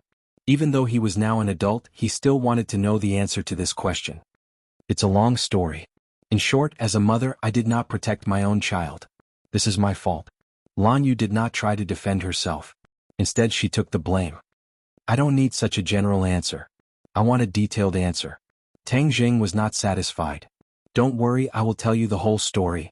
This is related to the martial order's complicated matters. It is not something that can be explained in a few words. Moreover, this is related to the safety of your life in the future. In the future? Could it be that I'm still in danger? Tang Jing was flabbergasted. Lan Yu nodded, yes. Back then, someone wanted to harm you. Although the main culprit is no longer in this world, he still has some remnants. If he knows that you are still in this world, I'm afraid that he will not let this matter rest and will harm you. Tang Jing laughed coldly and said, back then I was just a baby in swaddling clothes. You could decide my life and death at will. However, I am no longer a lamb waiting to be slaughtered. If you want to kill me, it won't be that easy. To be honest, although he did not remember what happened back then, the other party had actually made a move on a baby who did not know anything. This enmity was too great. Tang Jing would not turn a blind eye to it. Even if the other party did not come looking for him, he would not let them go. Seeing him make such a solemn vow, Lan Yu's face revealed a gratified expression. She praised, you've really grown up. Don't worry. Back then, I was weak after giving birth, which gave the bad people a chance to take advantage of me. Now, if anyone wants to harm you, they will have to step over my dead body first. Tang Jing's eyebrows jumped. Her tone and expression were definitely not right. If anyone really wanted to deal with Tang Jing, she would not hesitate to give up her life to protect him. Tang Jing was somewhat moved. He was a person who knew how to be grateful. How could he not be moved when a person was so good to him? However, when he thought of the fact that he was abandoned back then, Tang Jing's heart became stone again. He still had a straight face and asked, then who wanted to harm me back then? Who wants to harm me now? Lan Yu hesitated for a moment and said, Martial Organization Sect Master. Martial Organization Sect Master? Didn't Martial say that I was his son? No, it's not the current Sect Master but the previous Sect Master. When I gave birth to you, he said that you were not suited to practice martial arts. Instead, you had the 9-yang saint body that only appears once in 1,000 years. This is a very suitable physique for cultivators. The martial organization's mission is to kill all the cultivators in the world. He immediately decided to kill you to prevent you from becoming a powerful cultivator that can threaten martial artists in the future. Tang Jing's heart was in turmoil. The previous martial organization's sect master really had a pair of fiery eyes. He actually recognized his physique. Moreover, he knew too much. He knew that this kind of rare physique would not be small and would threaten the existence of the martial organization. The previous sect master decided to sacrifice your little life in order to prevent the martial organization from being ridiculed by the world. All of this was done behind my back. By the time I found out, it was already too late. I thought that you had already fallen under his evil hands. Lan Yu said in agony. Why didn't I die? Why did I come to this ordinary balance? Lan Yu shook her head. I don't know either. I'm afraid that only one person knows the answer. Your birth father, my husband, the current martial organization sect master. Him. Tang Jing could not help but recall that stern face. From his eyes, he could see the kindness of a father. On the contrary, it was the decisiveness of a superior. Why is he the only one who knows? Because of the jade pendant on your body. That jade pendant is the keepsake of the successor of the martial organization sect master. Back then, your father was the successor of the martial organization sect master. This jade pendant was always with him. Later on, it appeared on your body. Therefore, only he knows what happened back then. Lan Yu also wanted to know the answer. She could not wait to fly back and ask her husband clearly. Then where did the previous sect master go? Towards this enemy, Tang Jing could not ignore it. He's already dead. He got lucky.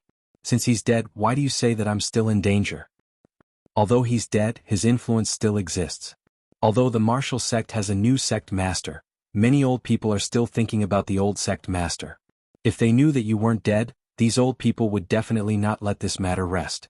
Tang Jing frowned and said, that's not right.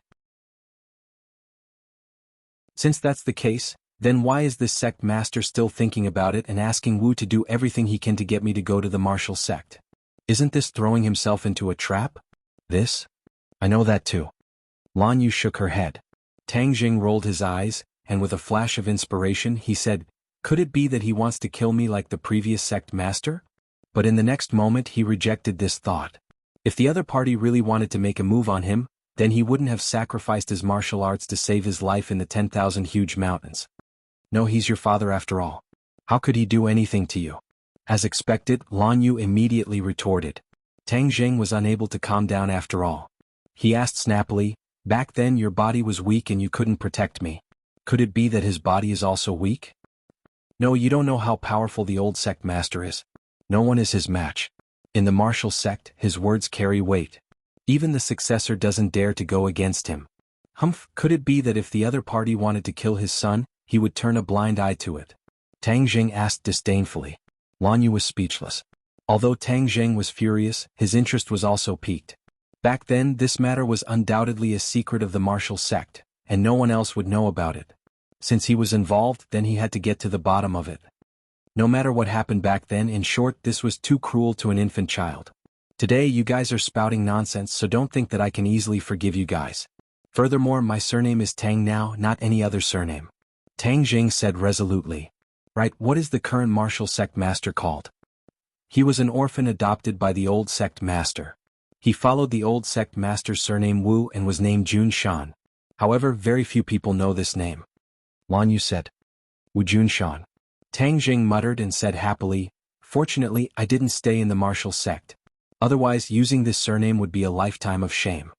Seeing him so resolute, Lan Yu didn't correct him. Perhaps, in her heart, she also had a natural resistance to this surname. Child, it's impossible for your identity to be hidden from too many people. As long as they know about this matter, they definitely won't let it go. So, from now on, you have to stay by my side so that I can protect you, Lan Yu warned. I don't need your protection. Tang Jing flatly refused.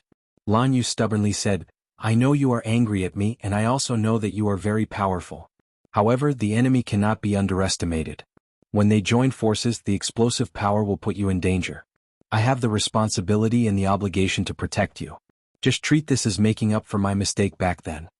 Tang Jing didn't appreciate her kindness and coldly said, there is no need. Counter soldiers with arms, water with an earth weir. I have been like this for so many years and I will be like this in the future.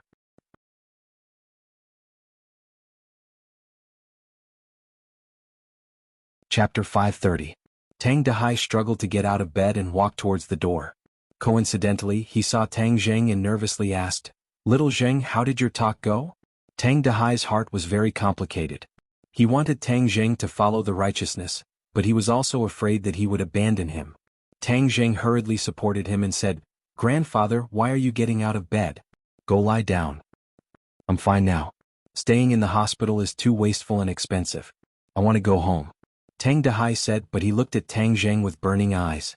He was afraid that if he blinked, he would disappear from his eyes and he would never see him again. Seeing that his grandfather was indeed fine, he did not want to stay in the hospital during the new year. He nodded his head in agreement. Did you have a good talk? The old man was still concerned about this issue. We casually talked for a bit. Let's go home first. You're not going with her? Tang Dehai nervously asked. Tang Zheng was startled. He saw the panic in the depths of his grandfather's eyes and said, Why should I go with her? The old man let out a sigh of relief. His eyes revealed a gratified look. After all, the grandson that he brought up was a filial person. He would not abandon this lonely old man. As if relieved of a burden, the sympathy in his heart overflowed. He advised, She is your mother. You have to treat her better. Grandfather, don't worry about these things. I'll go pay first and then go home. Lan Yu walked to the door and said, The money has been paid. Tang Zheng looked at her and did not say anything. He silently helped his grandfather out. At the door, Tang Dehai stopped and said, You came all the way to Ordinary Balance. You don't have a place to stay. Come to our house. Lan Yu's eyes flashed with excitement.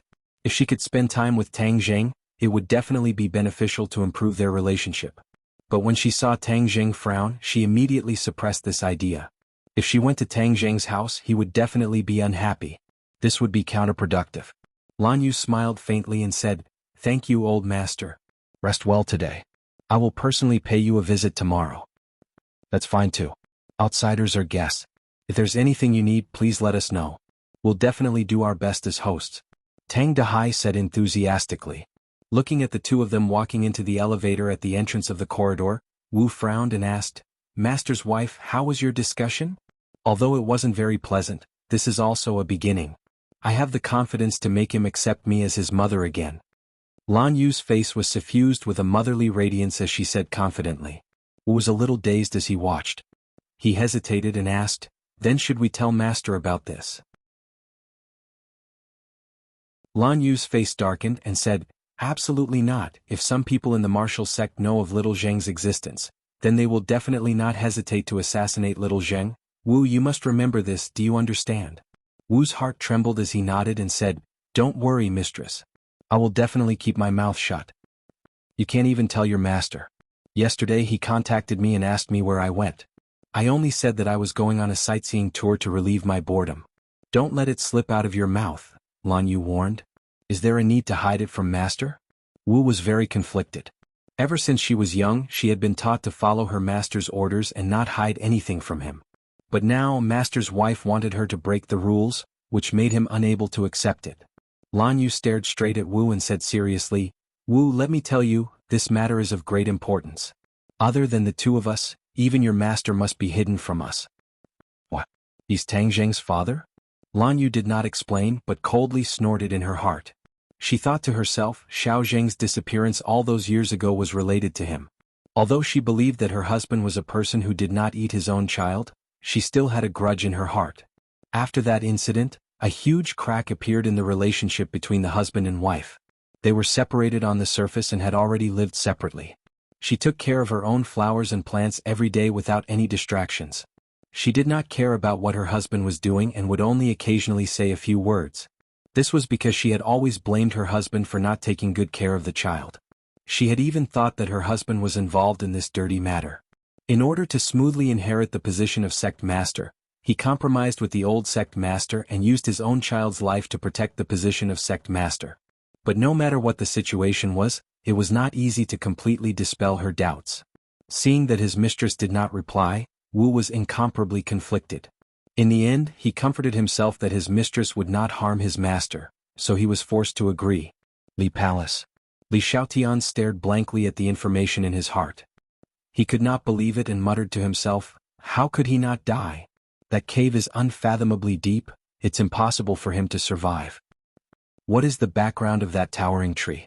Why is it that every time Tang Zheng sets foot in a place, such mysterious and unfathomable things will happen?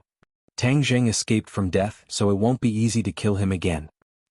Suddenly she said curiously, strange, why did Wu also run to the ordinary balance and even run towards Tang Zheng? What's strange is that he actually went with sect master's wife Lan Yu. It is said that Lan Yu has been in the martial sect for decades, never leaving the martial sect. This time the sun must have risen from the west. She actually left the martial sect for Tang Zheng. What is she doing? Even though Li Xiaotian was meticulous and cunning, he still could not guess the reason. Disciple, what's making you so worried? Suddenly, a slightly old voice sounded from behind her. Li Xiaotian's entire body was startled, as if he had a spring. He immediately shot up from the chair, turned around to look at the person who came and respectfully bowed. Palace Master, you've come out of seclusion? Yes, this time seclusion was very fruitful. What made you so worried? This kind of situation is rare.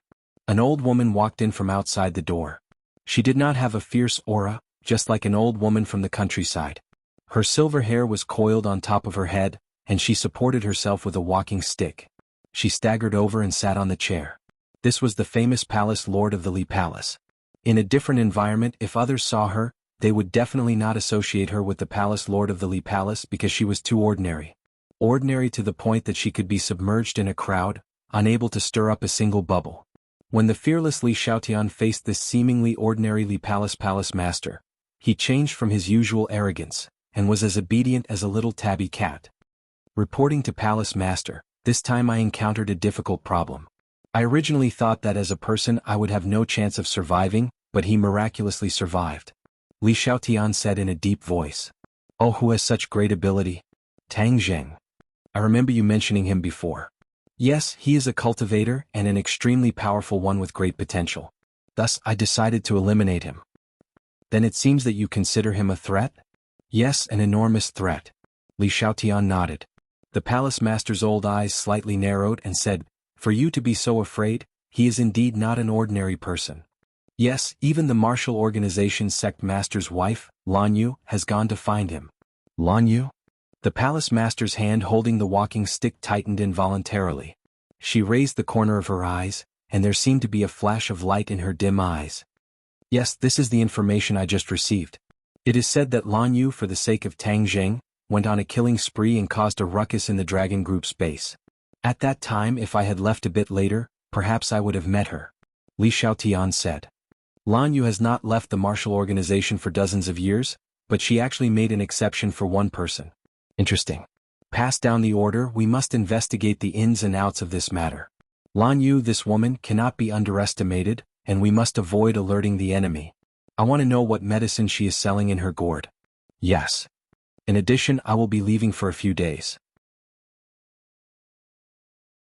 During this time, you will continue to take care of the daily affairs of the Li Palace in my place. The palace master warned. Li Xiaotian asked doubtfully, Palace master, why are you leaving the palace this time? Can this disciple go with you?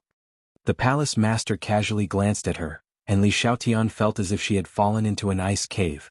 It was as if 10,000 swords were hanging over her head, and could fall at any time and pierce her full of holes.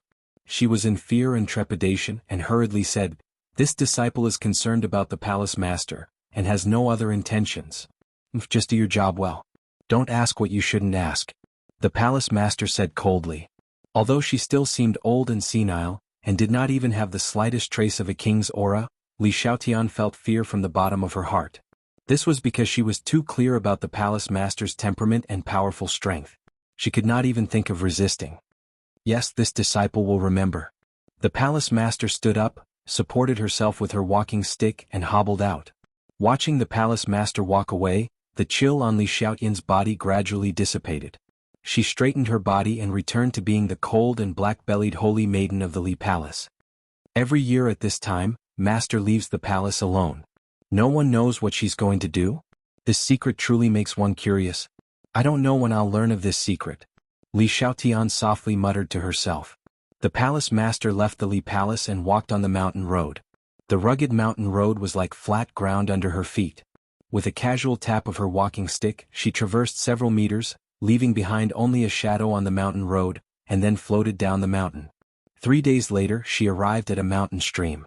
A clear spring flowed down from the top of the mountain, forming a small lake. The lake water was clear like a dark green gem. It adorned the mountains and added a quiet and secluded feeling, causing one to be intoxicated by the beautiful scenery of the lake and mountains. On a rock beside the lake, a person sat quietly. He wore a bamboo hat and a straw raincoat on his back. He was like a statue, motionless. His hand held a fishing rod and a thin fishing line sank into the lake. However, there were no fish floating on the surface of the lake. It was unknown how he determined whether or not a fish had taken the bait. The Li Palace master walked straight to the fisherman and stopped behind him. However, the fisherman remained motionless as if he did not hear her footsteps. He stared intently at the lake.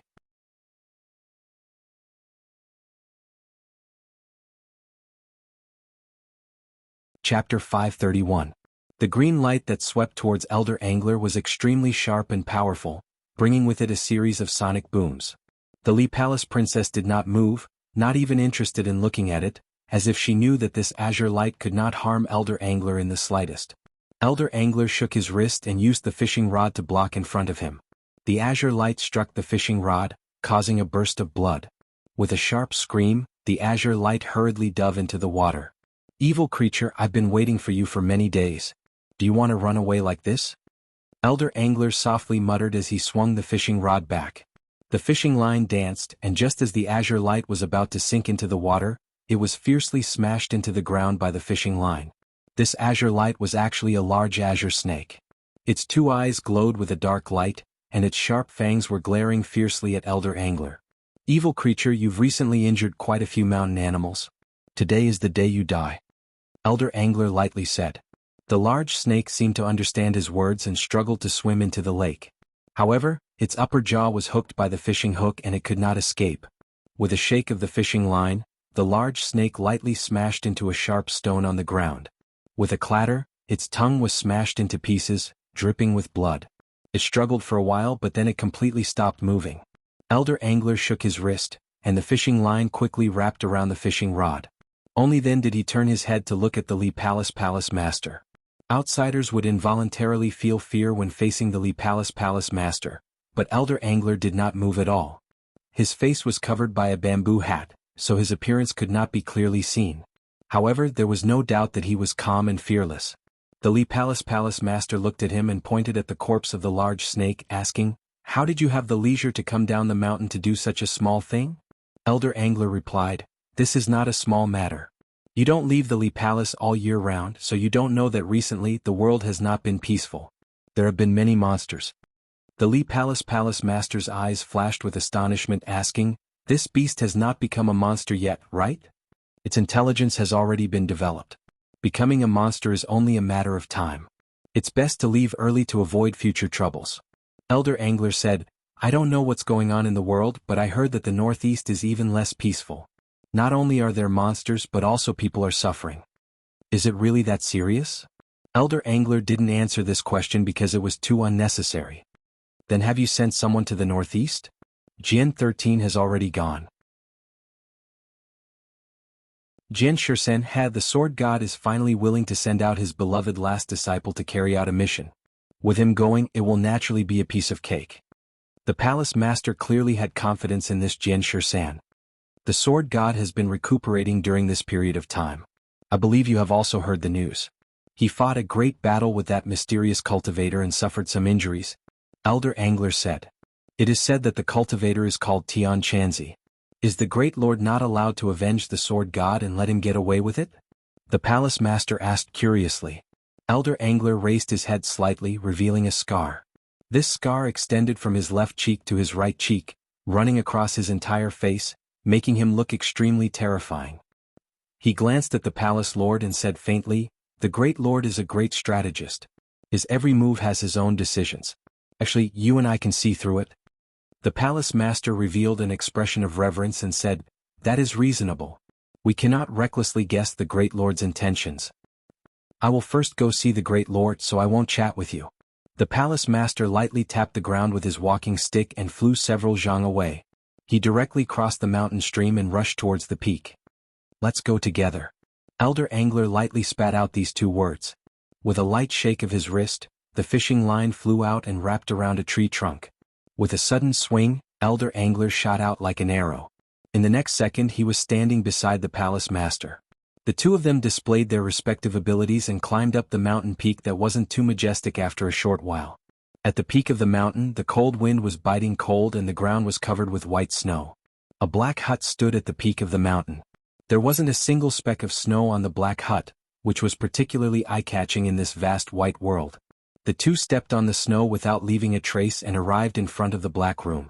The pitch-black door slowly opened on its own. Elder Angler stopped at the door while the Lee Palace master walked in step by step. The door automatically closed and the room sank into darkness. Whoosh, a flame rose into the air and several oil lamps lit up in the four corners of the room, illuminating the black room. This black room was not spacious and empty. It could be said that there were only four walls. Other than a chair at the very front, there was nothing else. A person walked out from the darkness and directly sat down on the chair. This person wore a mask and looked deeply at the palace master, saying, "You've come." His voice was desolate and deep, like the ripples of an echo in the valley. There was an indescribable mysterious feeling. The Lee Palace master knelt down on one knee and respectfully said, "Greetings, great lord." If the people of the Lee Palace saw this scene, they would definitely be scared out of their wits. The palace master, who had always been high and mighty, was actually kneeling down to a masked person. Moreover, it was done willingly and respectfully. "Rise," the great lord said. "Thank you, great lord. You've gained a lot from this time's seclusion. You've actually reached the 8th level of the Great Master Realm. Perhaps, in your lifetime you can break through the shackles of your body and usher in an unprecedented realm. Martial King." The great lord said with praise. The palace master's face revealed a trace of yearning and said, "This subordinate has always wanted to ask the great lord about something. You want to ask what it's like to be a martial king, right?" The great lord seemed to be able to see through her heart and asked. The palace master was not surprised in the slightest and said with satisfaction, "Yes. When you reach that realm you will naturally know." The great lord said unfathomably. The palace master lowered her head and a trace of disappointment flashed across her face. "This time I was about to give you a mission. I heard that something happened in the martial sect and I need you to go and deal with it." The great lord said. "What happened in the martial sect?" "You will naturally know when you go." The palace master did not dare to ask again. The world is getting more and more complicated.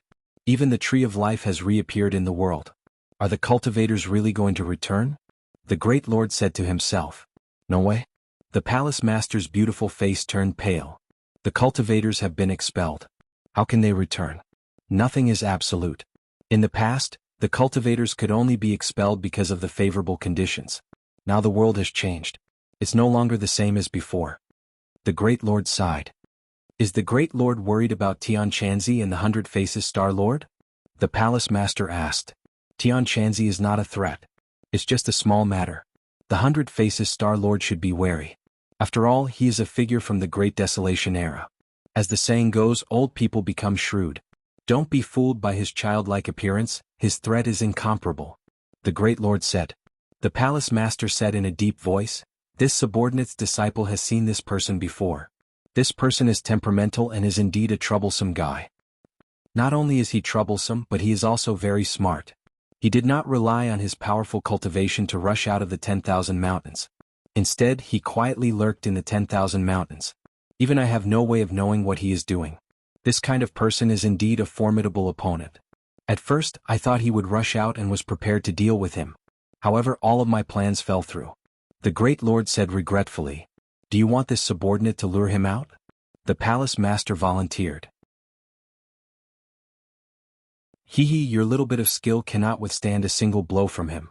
Why send yourself to your death?" The great lord chuckled. The palace master did not feel indignant because of this sentence. Instead, he said guiltily, "This subordinate is useless. My strength is not enough."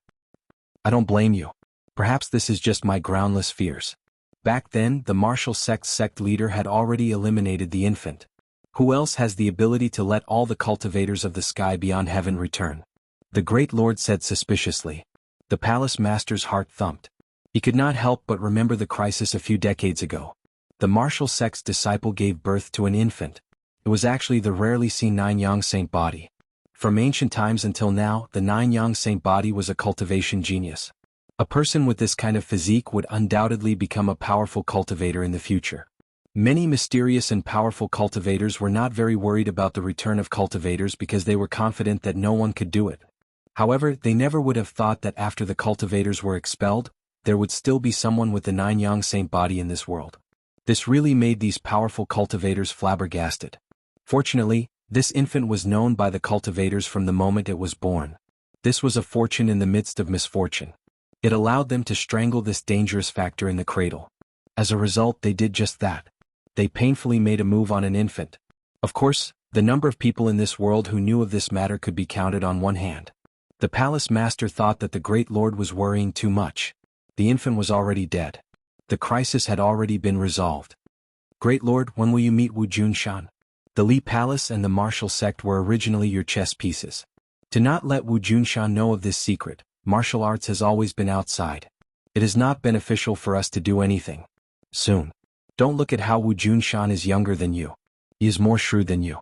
If I don't see through him, I will not easily show myself. These past few years I have been observing him. Those old people by his side have also been observing his every word and action. However, these past few years he has not made any mistakes. Then isn't he worthy of our trust?" The great lord chuckled and said, "Actually, this time I asked you to go to the martial sect for this matter. The martial sect has sent back news that there seems to be a problem within the martial sect. It seems to be related to this sect master. I want you to go and investigate and remove any hidden dangers." The great lord ordered. This subordinate understands. Whether or not Wu Junshan can enter the great lord's eyes will depend on this. His opportunity is right in front of him. It all depends on what he chooses. The palace master said, I hope he does not make the wrong choice. Otherwise he will be consigned to eternal damnation. The great lord chuckled and declined to comment. The Li Palace master said his goodbyes and left the black room. The door closed once again. Elder Angler was still standing at the door. He glanced at her and said, "You're leaving just like that? I'm not as idle as you. I have a life of hard work." The palace master made a rare joke.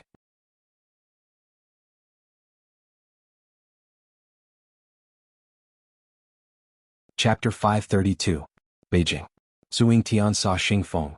Xing Feng was very careful and ordinary people would not know where he was.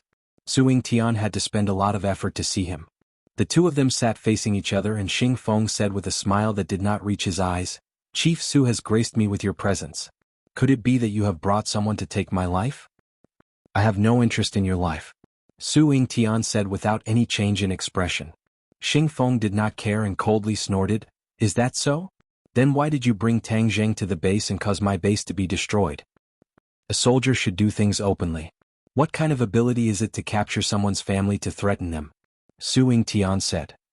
This is the result of going against the dragon group. I want to kill the chicken to warn the monkey and let the world see. Moreover, he went against the dragon group, which is the same as going against the country. His family is the family of the criminal. What's wrong with me capturing him? You don't need to speak in such a dignified manner in front of me. Moreover, your dragon group does not represent the country. Don't blow your own trumpet. Su Yingtian retorted. You have caused the dragon group to suffer heavy losses and harmed the country's interests. I haven't even reported you and you have the guts to come find me. If you want to complain then go ahead, but I am here to tell you that if you still want to act alone and fight to the death with Tang Zheng, then it won't be as simple as a base, but rather a disaster. When the time comes, the higher-ups will blame you. Not only you but even the person behind you will be implicated. You should think it over clearly. Su Yingtian said without any trace of politeness. Xing Feng's face sank as he stared at Su Yingtian and said, "Are you threatening me?" "You are right. It is a threat," Su Yingtian said frankly. "You are going to support that brat and go against my dragon group?" "All I know is that Tang Zheng's actions did not threaten this country. Instead, it was your willful actions that brought this country into danger," Su Yingtian said fiercely. Xing Feng's expression kept changing as he stared at Su Yingtian. He wanted to see through his thoughts but in the end he found that it was futile. With Su Yingtian's shrewdness, Xing Feng could not find any useful information. "Then what do you want? Let's mind our own business and walk our own paths. If you dare to have any ideas about Tang Zheng again, I promise you that I will show you the power of the National Security Agency. Don't think that the National Security Agency's decades of accumulation can be compared to your dragon group's dozens of days," Su Yingtian said without any trace of politeness. Xing Feng's eyes were about to spit fire, but he didn't act rashly. Judging from Su Yingtian's expression, he was telling the truth. Although Xing Feng was usually arrogant and didn't even put the National Security Agency in his eyes, he knew the capabilities of the National Security Agency. Just like what Su Yingtian said, the National Security Agency had been established for many years and its strength was unimaginable. It wasn't something that the Dragon Group could shake with just a few days of accumulation. "Okay, I promise you. But let me give you a piece of advice. It might not be a good thing to be associated with this brat. In the end, the National Security Agency might be destroyed in your hands," Xing Feng said coldly. "You don't have to worry about that." Su Yingtian stood up and left, not giving Xing Feng another glance. Seeing Su Yingtian leave, Xing Feng's face turned ashen. Suddenly, he roared in anger, "Fuck, surname Su, there will be a day when I will step on you and crush you into pieces." Creak. A small door at the side slowly opened, and a Westerner strolled out. He said with a smile, "Team Leader Xing, now you understand my good intentions, right? In Wuxia, if you want to have the right to speak, you need to have real power. Only the one with the harder fist can set the rules of the game. I can give you a hand and let your strength far surpass Su Yingtian." Xing Feng suspiciously looked at him and asked, "What's your purpose?" "Hehe, I want to make friends with Group Leader Xing." "Make friends?" Xing Feng was also someone who had been in the government for most of his life. How could he believe such a blatant lie? The other party was the young lord of the Rockefeller family, Louis. He traveled thousands of miles to Wuxia, so why would he make friends with him and help him for no reason? "Actually, speaking of which, Team Leader Xing and I have a common enemy," Louis said as his eyes narrowed into slits. "Who?" "Tang Zheng." Xing Feng suddenly understood. He knew a thing or two about the conflict between Tang Zheng and Louis, so he asked, "Oh, then what method do you have to get rid of him?" Louis said in a low voice, "Group leader Tang Zheng is insignificant and can't do much. Our cooperation is the most important thing. If we don't get rid of Tang Zheng, our cooperation can't be discussed. Group leader Xing really hates Tang Zheng to the core. Alright, since he is our common enemy, then let's get rid of him quickly." Louis hesitated for a moment, then agreed.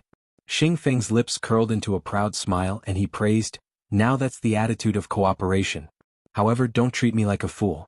How do you want to help me? Tell me what conditions you want. If you don't say it now, I won't acknowledge it in the future." Haha, group leader Xing is a straightforward person. Then I won't hide it. I want the core technology of the mecha. What? Xing Feng was shocked. He hadn't expected the other to be so greedy and ask for such a condition. This condition won't do. Change it. Louis shook his head and said arrogantly, "Group leader Xing, this is my condition. Actually, in terms of technological prowess, the Western Empire is far superior to your Wuxia. This time, it was by chance that you obtained the mecha technology. Mecha technology is a national secret. How can we give it to you so easily?" Xing Feng continued to refuse. Louis was unmoved. He smiled and said, "Group leader Xing also understands that this technology is a national secret, so this technology won't have much practical benefit for you. Do you think I'm right?" Xing Feng's expression changed. These words had hit the nail on the head. Louis sneered disdainfully in his heart. These bureaucrats were indeed the same. They were selfish and insatiable. As long as you poked the G-spot in their hearts, they would be at your mercy. They would not be able to withstand a single blow. In life, the most important thing is to fight for your own benefits. No matter how much benefits the government has, they will still belong to the government and not in your own hands. Sometimes people still have to think for themselves. Louis purposely sighed meaningfully. Xing Feng's eyelids twitched. He stared at him with burning eyes and said, "What do you mean by that?" Louis smiled mysteriously and said, "Group leader Xing is a smart person. Of course you understand what I mean." It was very simple. Louis wanted Xing Feng to betray the interests of the country and gain personal benefits for himself. In other words, he was harming the interests of the country. No matter which country it was, there were many officials like this. The ambition in Xing Feng's bones had already taken root and sprouted. He wanted to take the dragon group for himself. Only when he had a strong power in his hands would others not dare to do anything to him. He didn't want to be a puppet for the rest of his life. There was no doubt that Louis's words had struck a chord in his heart, and he was hesitant. Looking at Xing Feng's fluctuating expression, Louis walked to the sofa and sat down. He crossed his legs and waited for Xing Feng. A long time later, Xing Feng abruptly turned his head and stared at Louis. "What can you give me? I can let you truly control a powerful force such as the dragon group," Louis said solemnly. "What do you mean by truly controlling?" Xing Feng asked. "Let the dragon group become a blade in your hand. They will only listen to your orders and attack wherever you point." Xing Feng's heart leaped. Wasn't this the result that he had been waiting for? Although his control over the dragon group was already very strong, and even his adjutant Kai Guibin had been kicked away by him, he still couldn't control the dragon group. But when it came to major issues, an order from above would completely surpass his usual cultivation. No matter how much he tried to win people's hearts, there would always be someone who didn't listen to his orders at the critical moment. There were even some spies in the dragon group. If he did something overboard, some people would know. At that time, a single order could remove him from his position. Pinching him to death would be like pinching an ant. He understood this principle too well. Everything he had now was based on the support of his backer. Without this foundation, even if he built a skyscraper, it would be a castle in the air that could be destroyed at any time. But if it was really like what Louis said and the dragon group became a blade in his hand, then no one would be able to take it away. Then his strength would not be affected by others. Wasn't this what he dreamed of? Although his expression was calm, his heart was already in turmoil. He asked, "Words are not proof. I don't believe that you can do this. People's hearts are hard to predict. Don't tell me that you can bribe everyone?" "Haha, group leader Xing, there are not many things in this world that are impossible. Isn't there a saying in your country? Nothing in this world is impossible for those who set their mind on it. I can tell you clearly that you can make everyone listen to your orders." Seeing that Louis did not seem to be joking, Xing Feng finally couldn't help but be moved. He curiously asked, How can it be done? You just said something wrong. We don't want to bribe everyone. We want to control everyone and make them treat you as their master. How can a servant go against their master's orders? Please tell me more details. Xing Feng lowered his voice and looked at the other side eagerly. Louis said in his heart, you finally took the bait. Without changing his expression, he said, soul control technique. Control a person's soul and make them your slave. They will only listen to your orders. Of course, normally this person is no different from an ordinary person. But a seed will be planted in their heart. Xing Feng's body trembled. A chill ran from the bottom of his feet to the top of his head. He asked, is there really such a method in this world? Of course. I can teach you right away. This isn't martial arts but magic, right? This is a secret technique. It doesn't have to be used by cultivators. Ordinary people like you and me can also do it. Xing Feng understood the power of the soul control technique. Looking at Louis, he had a fear of facing a devil. If he used this technique on himself, then wouldn't he also become a puppet? Of course, he didn't want to become a puppet. But if he didn't agree, then the other party might really become a puppet. He understood how vicious these Western people were. Moreover, this was also something he dreamed of. Thus, he clenched his teeth and nodded, okay, I agree. Happy cooperation.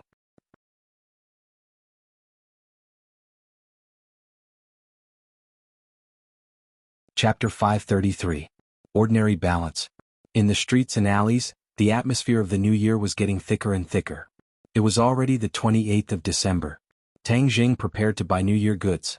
In the past, in order to save money, he and his grandfather lived a simple life every year. This time he was prepared to do a good job. However, the only thing that made him feel that there were some flaws was that after Lan Yu personally came to visit his grandfather in the morning, the two of them muttered something. The old man suggested that Lan Yu stay for the new year and Lan Yu happily agreed.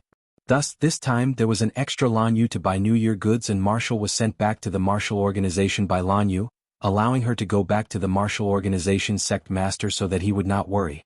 Marshall reluctantly gave Tang Jing a few glances, as if to demonstrate to Tang Jing that he should not go overboard and disrespect his master's wife. Tang Jing acted as if he did not see it and ignored it. Marshall was so angry that he almost rolled up his sleeves and rushed up to fight with him.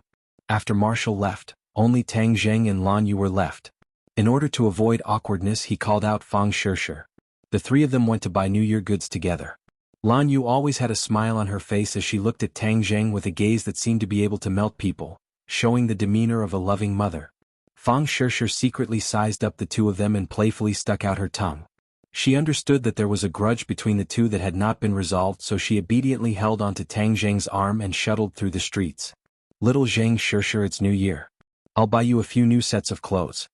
Lan Yu had an idea and gently said. No need. Tang Jing expressionlessly refused.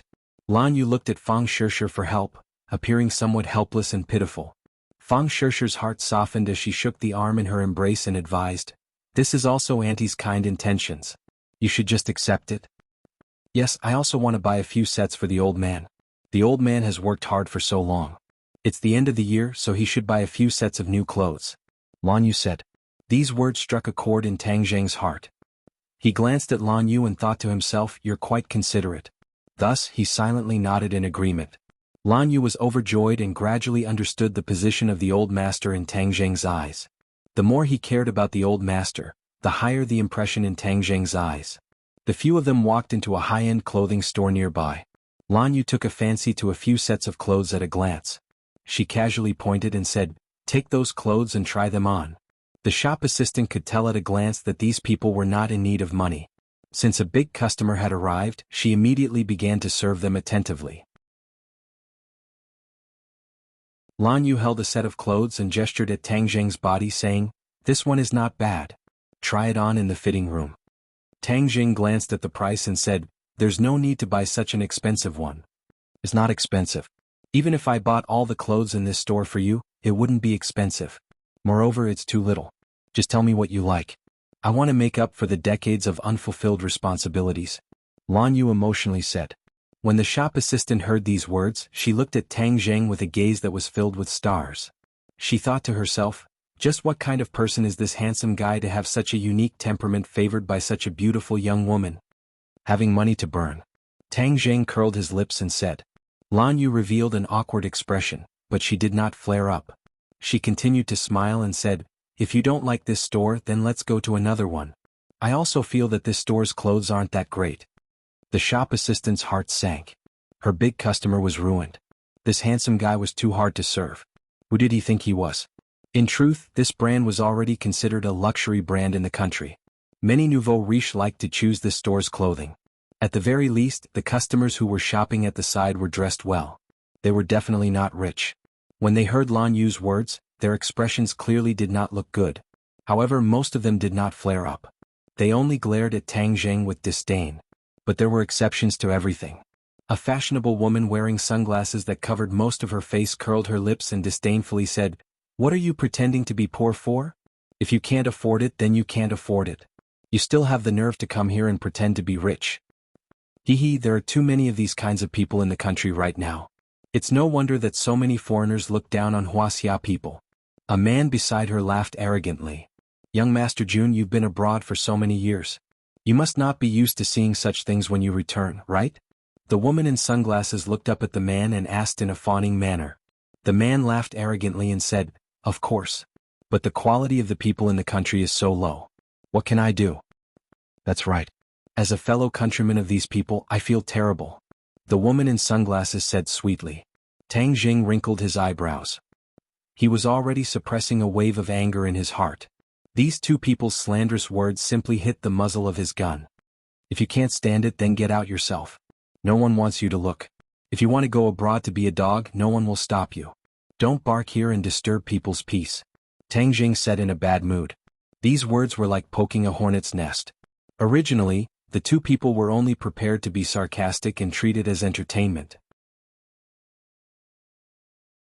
They have already done this kind of thing many times.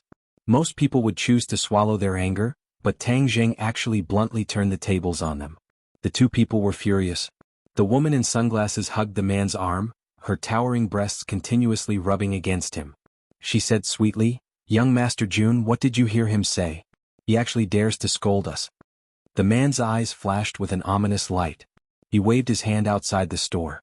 Two black-clothed bodyguards walked in and respectfully bowed to the man. "Young Master Jun, teach them a lesson. Let them remember in the future," the man ordered. "Yes." The two large men like iron towers walked straight towards Tang Zheng's group. Without saying a word, their hammer-like fists smashed over. Tang Zheng coldly snorted. He was preparing to counterattack and teach the other side a lesson, but there was one person who moved faster than him. Lan Yu's feet slipped and blocked the bodyguard's path. She placed her hands on the other's shoulders and the two people flew out of the store like sandbags. They heavily fell on the floor, their heads broken and bleeding. It was unknown whether they were dead or alive. This scene made everyone temporarily lose their ability to speak. They stared at Lan Yu dumbfoundedly. Her frail body couldn't be compared to the two bodyguards, but the strength she erupted with was truly terrifying. How could a young woman with an elegant temperament have such terrifying battle strength? The man was also stunned. His pupils couldn't help but shrink as he said, "Who are you?" Lan Yu turned a deaf ear to him and said, "You dare to scold my son? You're really tired of living? Then I'll do as you wish." Step by step, she approached the other side. The aura of Mount Tai pressing down on the other side made the other side's chest feel like a boulder was pressing down on them. Their faces instantly became as white as paper. The woman in sunglasses trembled. She desperately grabbed the man's arm and screamed in panic, What are you doing? If you don't want to live, then die." Lan Yu stretched out her finger and lightly pointed. However, Tang Zheng could faintly hear the sound of wind and thunder. If they were hit, then with the two people's bodies, they would immediately lose their lives. He didn't expect Lan Yu's reaction to be so agitated. He couldn't help but be a little surprised. He didn't know that Lan Yu was very protective of her son. She had always blamed herself for not protecting her son well, resulting in the separation of mother and son for more than 20 years.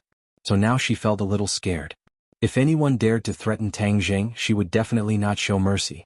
Not only did these two people speak rudely, but they also let their followers teach Tang Zheng a lesson. This was stepping on the high-tension line in her heart. Of course she was going to explode. Moreover, it was anger that had been accumulated over the years. How could these two people withstand it? Tang Zheng's eyelids suddenly jumped. Lan Yu really did not show any mercy. Although he also felt that these two people were repulsive, their crimes did not warrant death. So he immediately shouted, Stop. Lan Yu's finger stopped in front of the two people. The two people looked like they had just returned from the gates of hell. Their bodies were dripping with sweat and trembling non-stop. Lan Yu turned her head to look at Tang Zheng and asked, "How do you want to deal with them?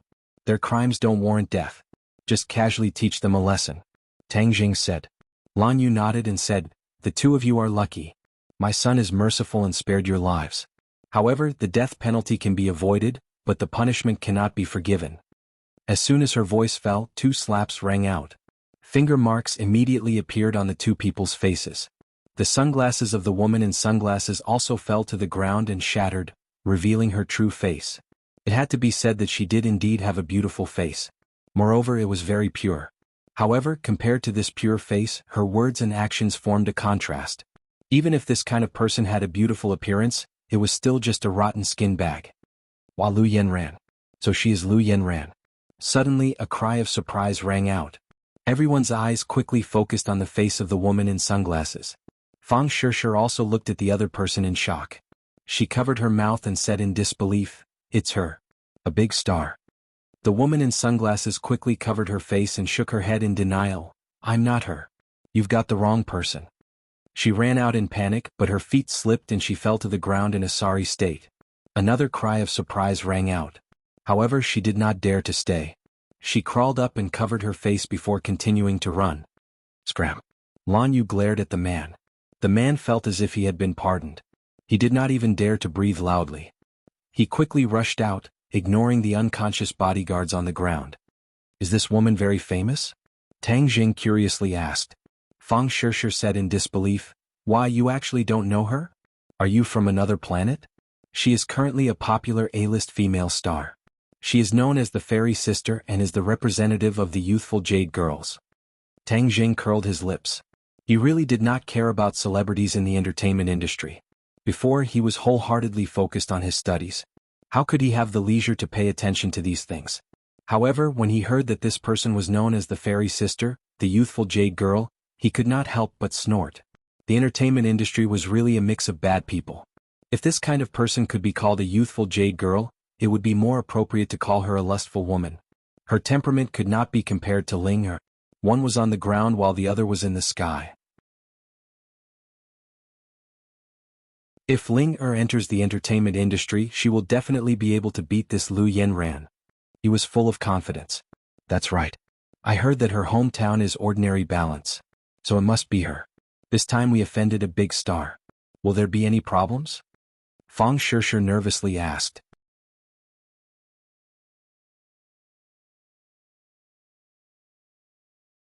Chapter 534. Lan Yu heard this and said with a murderous look, "Daring to have any ideas about you, that is seeking death." When the others heard this, they were silent like cicadas in winter. They were so scared that their faces turned pale. Many customers left the store one after another. Seeing the shop assistant's respectful eyes and not daring to breathe, Tang Zheng could not help but feel bored. He held Fang Shishir's hand and walked out. Lan Yu hurriedly chased after them and suggested with a smile, "Let's go to another clothing store." When Tang Zheng walked into the fitting room with a set of clothes, Lan Yu let out a sigh of relief and muttered to herself, "This is the first time I've bought clothes for my son. I really am an incompetent mother." Fang Shishir advised, "Auntie, this is not your fault. There will be opportunities in the future." "But he did not forgive me," Lan Yu said with disappointment. Fang Shishir held Lan Yu's hand and said softly, "Let time heal this wound. He is actually a very kind person. He has seen and remembered all your efforts." Lan Yu smiled confidently and said, "Thank you, Shishir. You really are a good girl." Fang Shishir smiled faintly. Creak. The fitting room's door opened and Tang Zheng walked out looking brand new. As the saying goes, Buddha relies on gold and people rely on clothes. Tang Zheng was originally a little handsome, but now his temperament had changed greatly. When he walked out, everyone could not help but feel their eyes light up. He was not shockingly handsome, but the temperament that was imperceptibly revealed made people feel deep respect and unwilling to look away. Too handsome. Lan Yu praised from the bottom of her heart. She subconsciously wanted to straighten his collar. When her hand touched his collar, the two of them were stunned. Because this action was too natural and too intimate. Tang Jing did not feel disgusted. Instead he felt a faint warmth. Lan Yu nervously retracted her hand and said in a panic, "Sorry, I couldn't help myself." It was the most simple feeling of a mother for her son. It was human nature. Tang Jing kept a straight face and didn't say much. He straightened his collar and asked Fang Shishir, "What do you think?" Fang Shishir's eyes sparkled. To be honest, she and Tang Jing had known each other for a long time. She was very familiar with his appearance. But looking at the person she loved standing in front of her at this moment, she couldn't help but fall into a trance. This was completely different from the dull Tang Jing who only knew how to study in high school. Not only did his appearance change slightly, but his temperament was also completely different. If a former classmate saw him, they definitely wouldn't dare to recognize him. Of course, it was a good thing that her boyfriend had become more handsome and attractive. Fang Shishir smiled and nodded. Very handsome. And he has good taste. This set of clothes seems to be tailor-made for you. When Lan Yu heard this, she also smiled like a flower. Then buy it. Tang Jing glanced at the overjoyed Lan Yu and said expressionlessly. Immediately Lan Yu became even happier. After visiting a few clothing stores, they all had their gains. They carried bags of various sizes, but Lan Yu clearly carried the most. This was because she snatched most of the bags from Tang Jing's hands, as if she was afraid that Tang Jing would be tired. If not for Tang Jing's final insistence, she probably wouldn't even let Tang Jing carry anything. Tang Jing couldn't help but roll his eyes. This was simply spoiling. A loving mother spoiled the son. A child raised by such a mother was absolutely spoiled. Where are we going now? Lan Yu asked. Home. Tang Jing stopped a taxi and the three of them sat in. Lan Yu rolled her eyes and said, "Little Zheng, I'll buy you a car. It'll be convenient for you to travel. What kind of car do you like?" "I'm a student. Why would I drive? I see that there are also students who drive. It's more convenient to have a car." "No need. Moreover, if I want to buy a car, I have the money to buy it myself." Tang Jing was speechless. Lan Yu seemed to want to use sugar-coated bullets to corrode him. There were all kinds of branded clothes and cars. Did he become a rich second generation? He couldn't help but laugh. When they returned home, Tang Dahai was also back. During the spring festival, his recycle bin was temporarily closed for vacation. This was his last day of work. "Old man, these are the clothes I bought for you. Try them on." Lan Yu carried a few bags and handed them to Tang Dahai. Tang Dahai retracted his hand as if he had been electrocuted and resentfully said, "How can this be? I'm an old man. Why would I wear those? It's a waste of money. No need, no need. It's not worth much. Old man, just take it. You raised little Zheng and now it's time for you to enjoy life," Lan Yu said. Tang Dahai's eyes were a little red. He glanced at Tang Jing and embarrassedly said, I still have clothes. Why would I need to wear new clothes?" Tang Jing was the clearest about his grandfather's situation. In the past, it was rare for him to buy new clothes. Many of them were washed until they were white.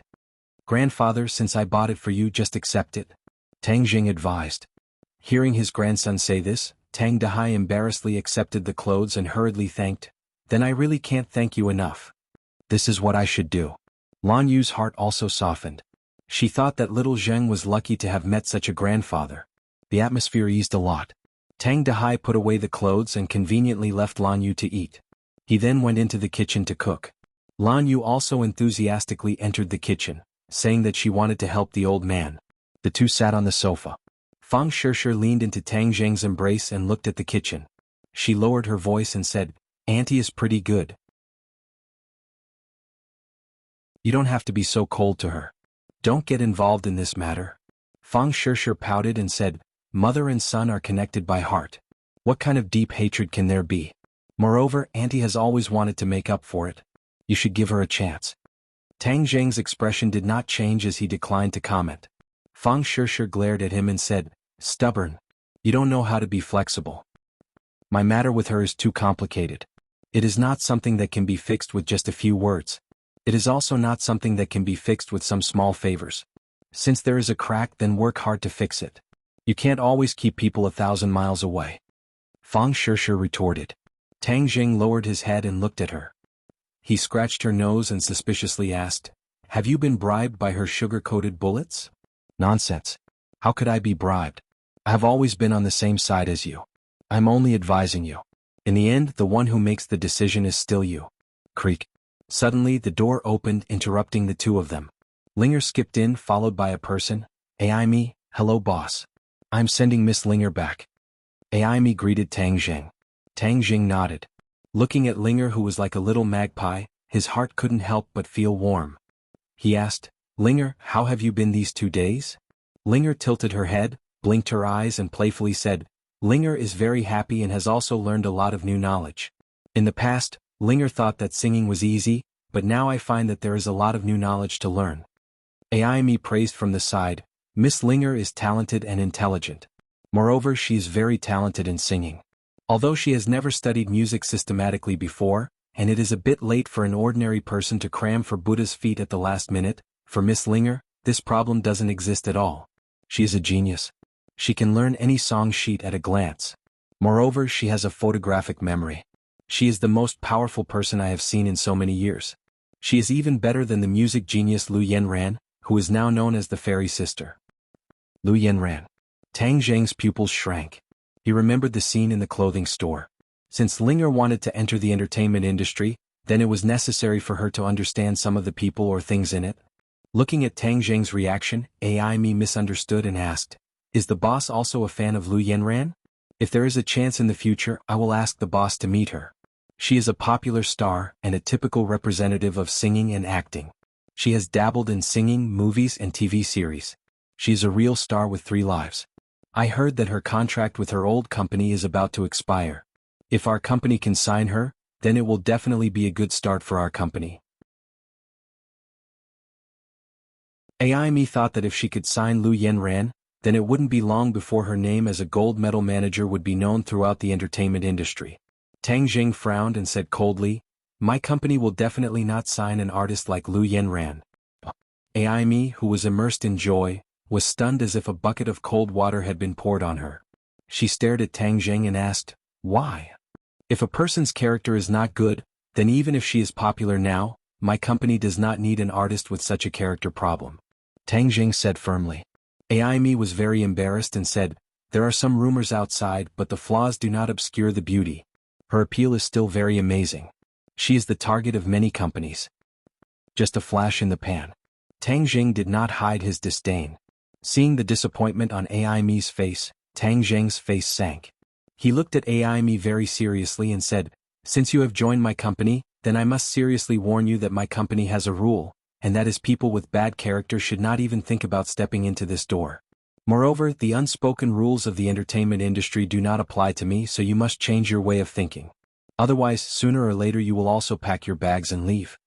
Although Aimi was a sissy, he wasn't stupid. He had mastered the basic skill of observing people's body language. Seeing the boss so serious, he didn't dare to talk back. He quickly changed his attitude and said, "Boss, I understand. Although Lu Yenran is popular, she is also a troublemaker. The internet revealed that she had a fierce conflict with someone today and was even slapped in the face. Now the internet is in a heated debate. Her fans are thinking of ways to find the person who hit her. It is said that they want to take revenge for her." Tang Jing froze for a moment and looked at Fang Shishir. The person who revealed this must be someone from the scene today. But he did not think that those fans would want to take revenge for her and deal with the Wu Zong sect leader's wife.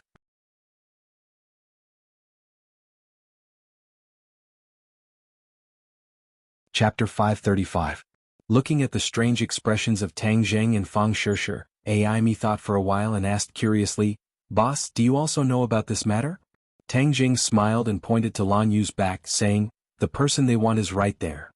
Looking at Lan Yu's graceful back, Aimi exclaimed and covered her mouth, saying, "It turns out that you were the ones who had a conflict with Lu Yenran today." Tang Jing nodded, "I saw it with my own eyes.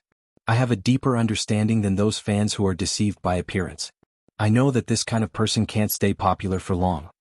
Aimi lowered her head in shame. She had just mistakenly thought that the boss was Lu Yenran's fan and flattered him. "Aimi, with your professional vision, do you think that Linger will replace Lu Yenran in the future?" Tang Jing asked. Aimi clapped her hands and said without hesitation, "Of course, Lu Yenran is not a fairy sister. Linger is the real fairy sister. She can definitely beat her." He paused for a moment and had an idea. His eyes lit up as he said, "Boss, I've thought of a brilliant idea. Why not just pick a day? Anyway, now that Lu Yenran's incident is making a ruckus, we can push out Miss Ling Air at this time. We can use this opportunity to shift everyone's attention to this new fairy sister. This way we can achieve twice the result with half the effort." "Oh, will it work?" "It will definitely work.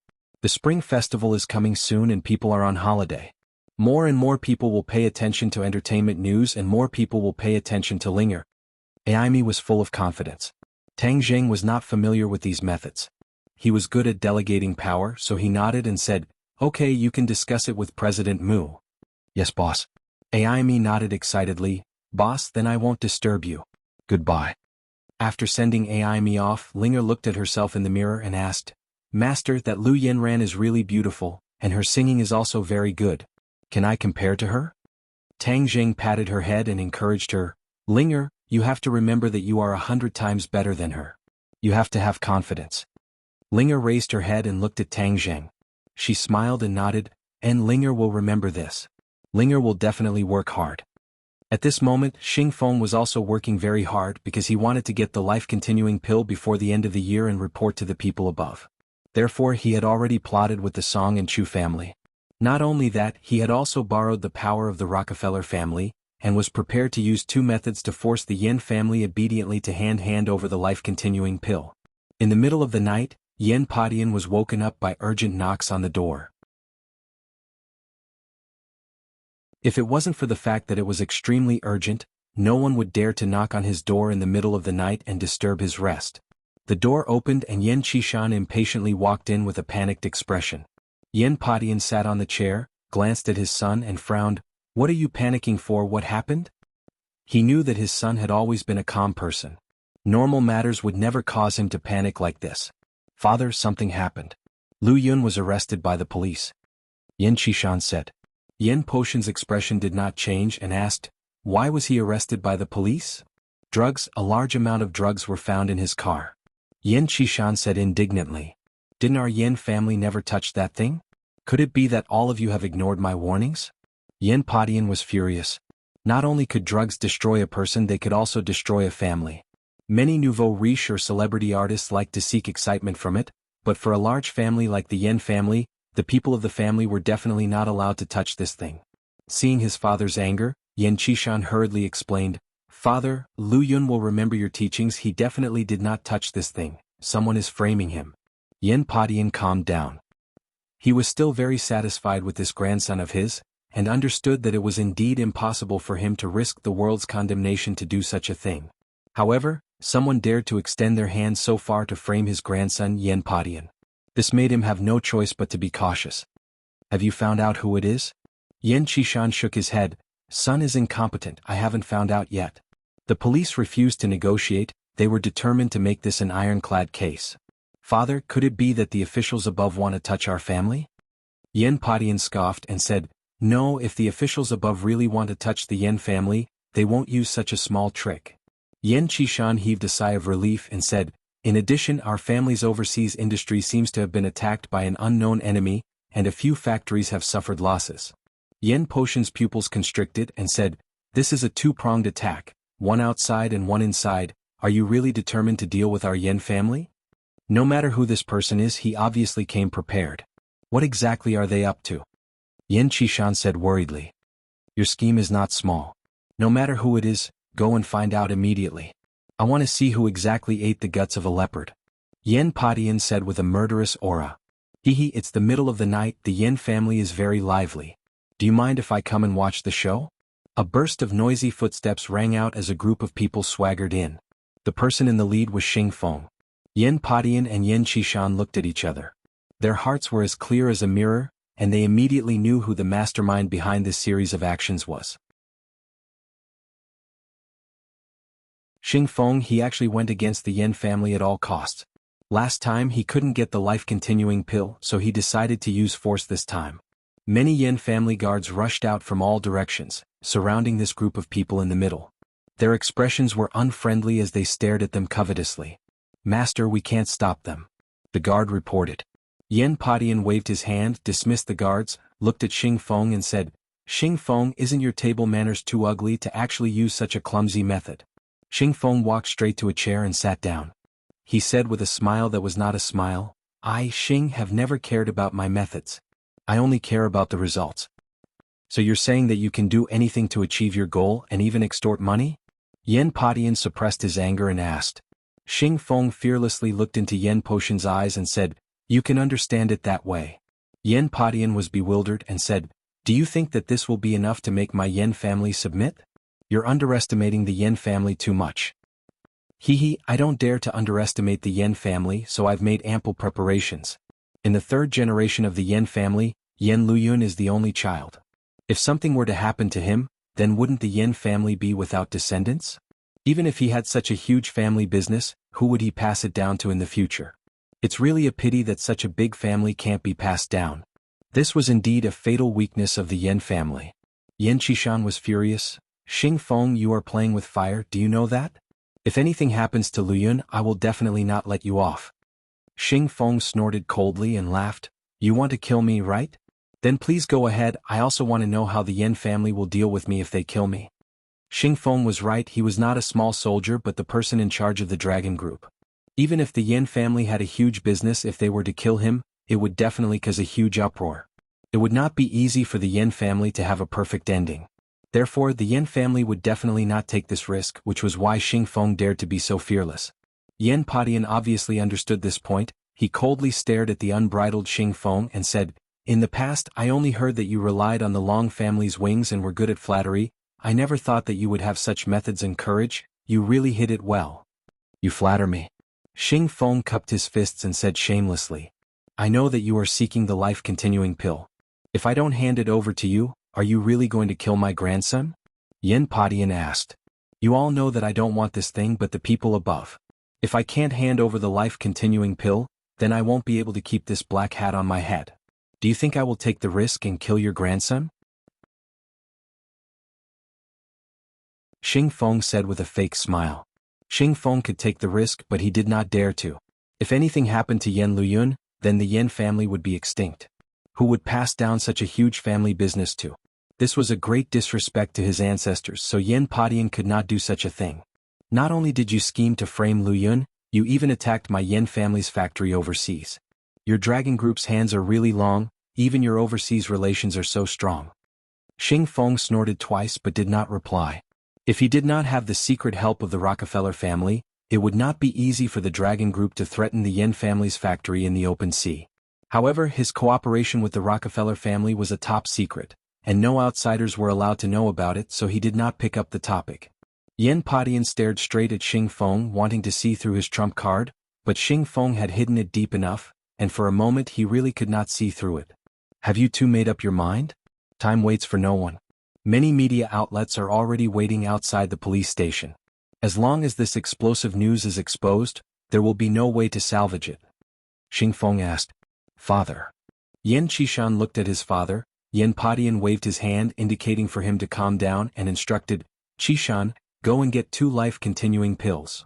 "Father, you absolutely can't. The life-continuing pill is too precious." Yen Qishan did not expect his father to compromise and hurriedly advised, "Although the life-continuing pill is miraculous, it is still a dead object. My grandson's life is worth more than 2 life-continuing pills." Yen Padian said heroically. Seeing that the other party had compromised, Xing Feng was overjoyed. He pushed his luck and said, "Back then your family bought 5 life-continuing pills, and you only gave me 2 of them and you want to settle the matter?" Yen Padian raised his thick eyebrows and with a bang, he slammed his palm on the wooden table beside him. With a kacha sound, the wooden table turned into pieces. "Xing Feng, don't push your luck. Otherwise, I really won't let you walk out of my Yen family's door today." Yen Padian flew into a rage, his overwhelming aura causing Xing Feng's chest to feel suffocated. Xing Feng's heart skipped a beat. He knew that this was already the other party's limit. If he continued to force the other party, he could only fight to the death.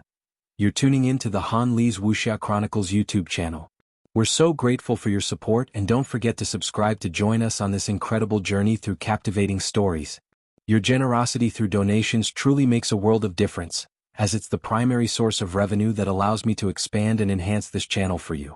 Thank you from the bottom of my heart for being a part of this adventure.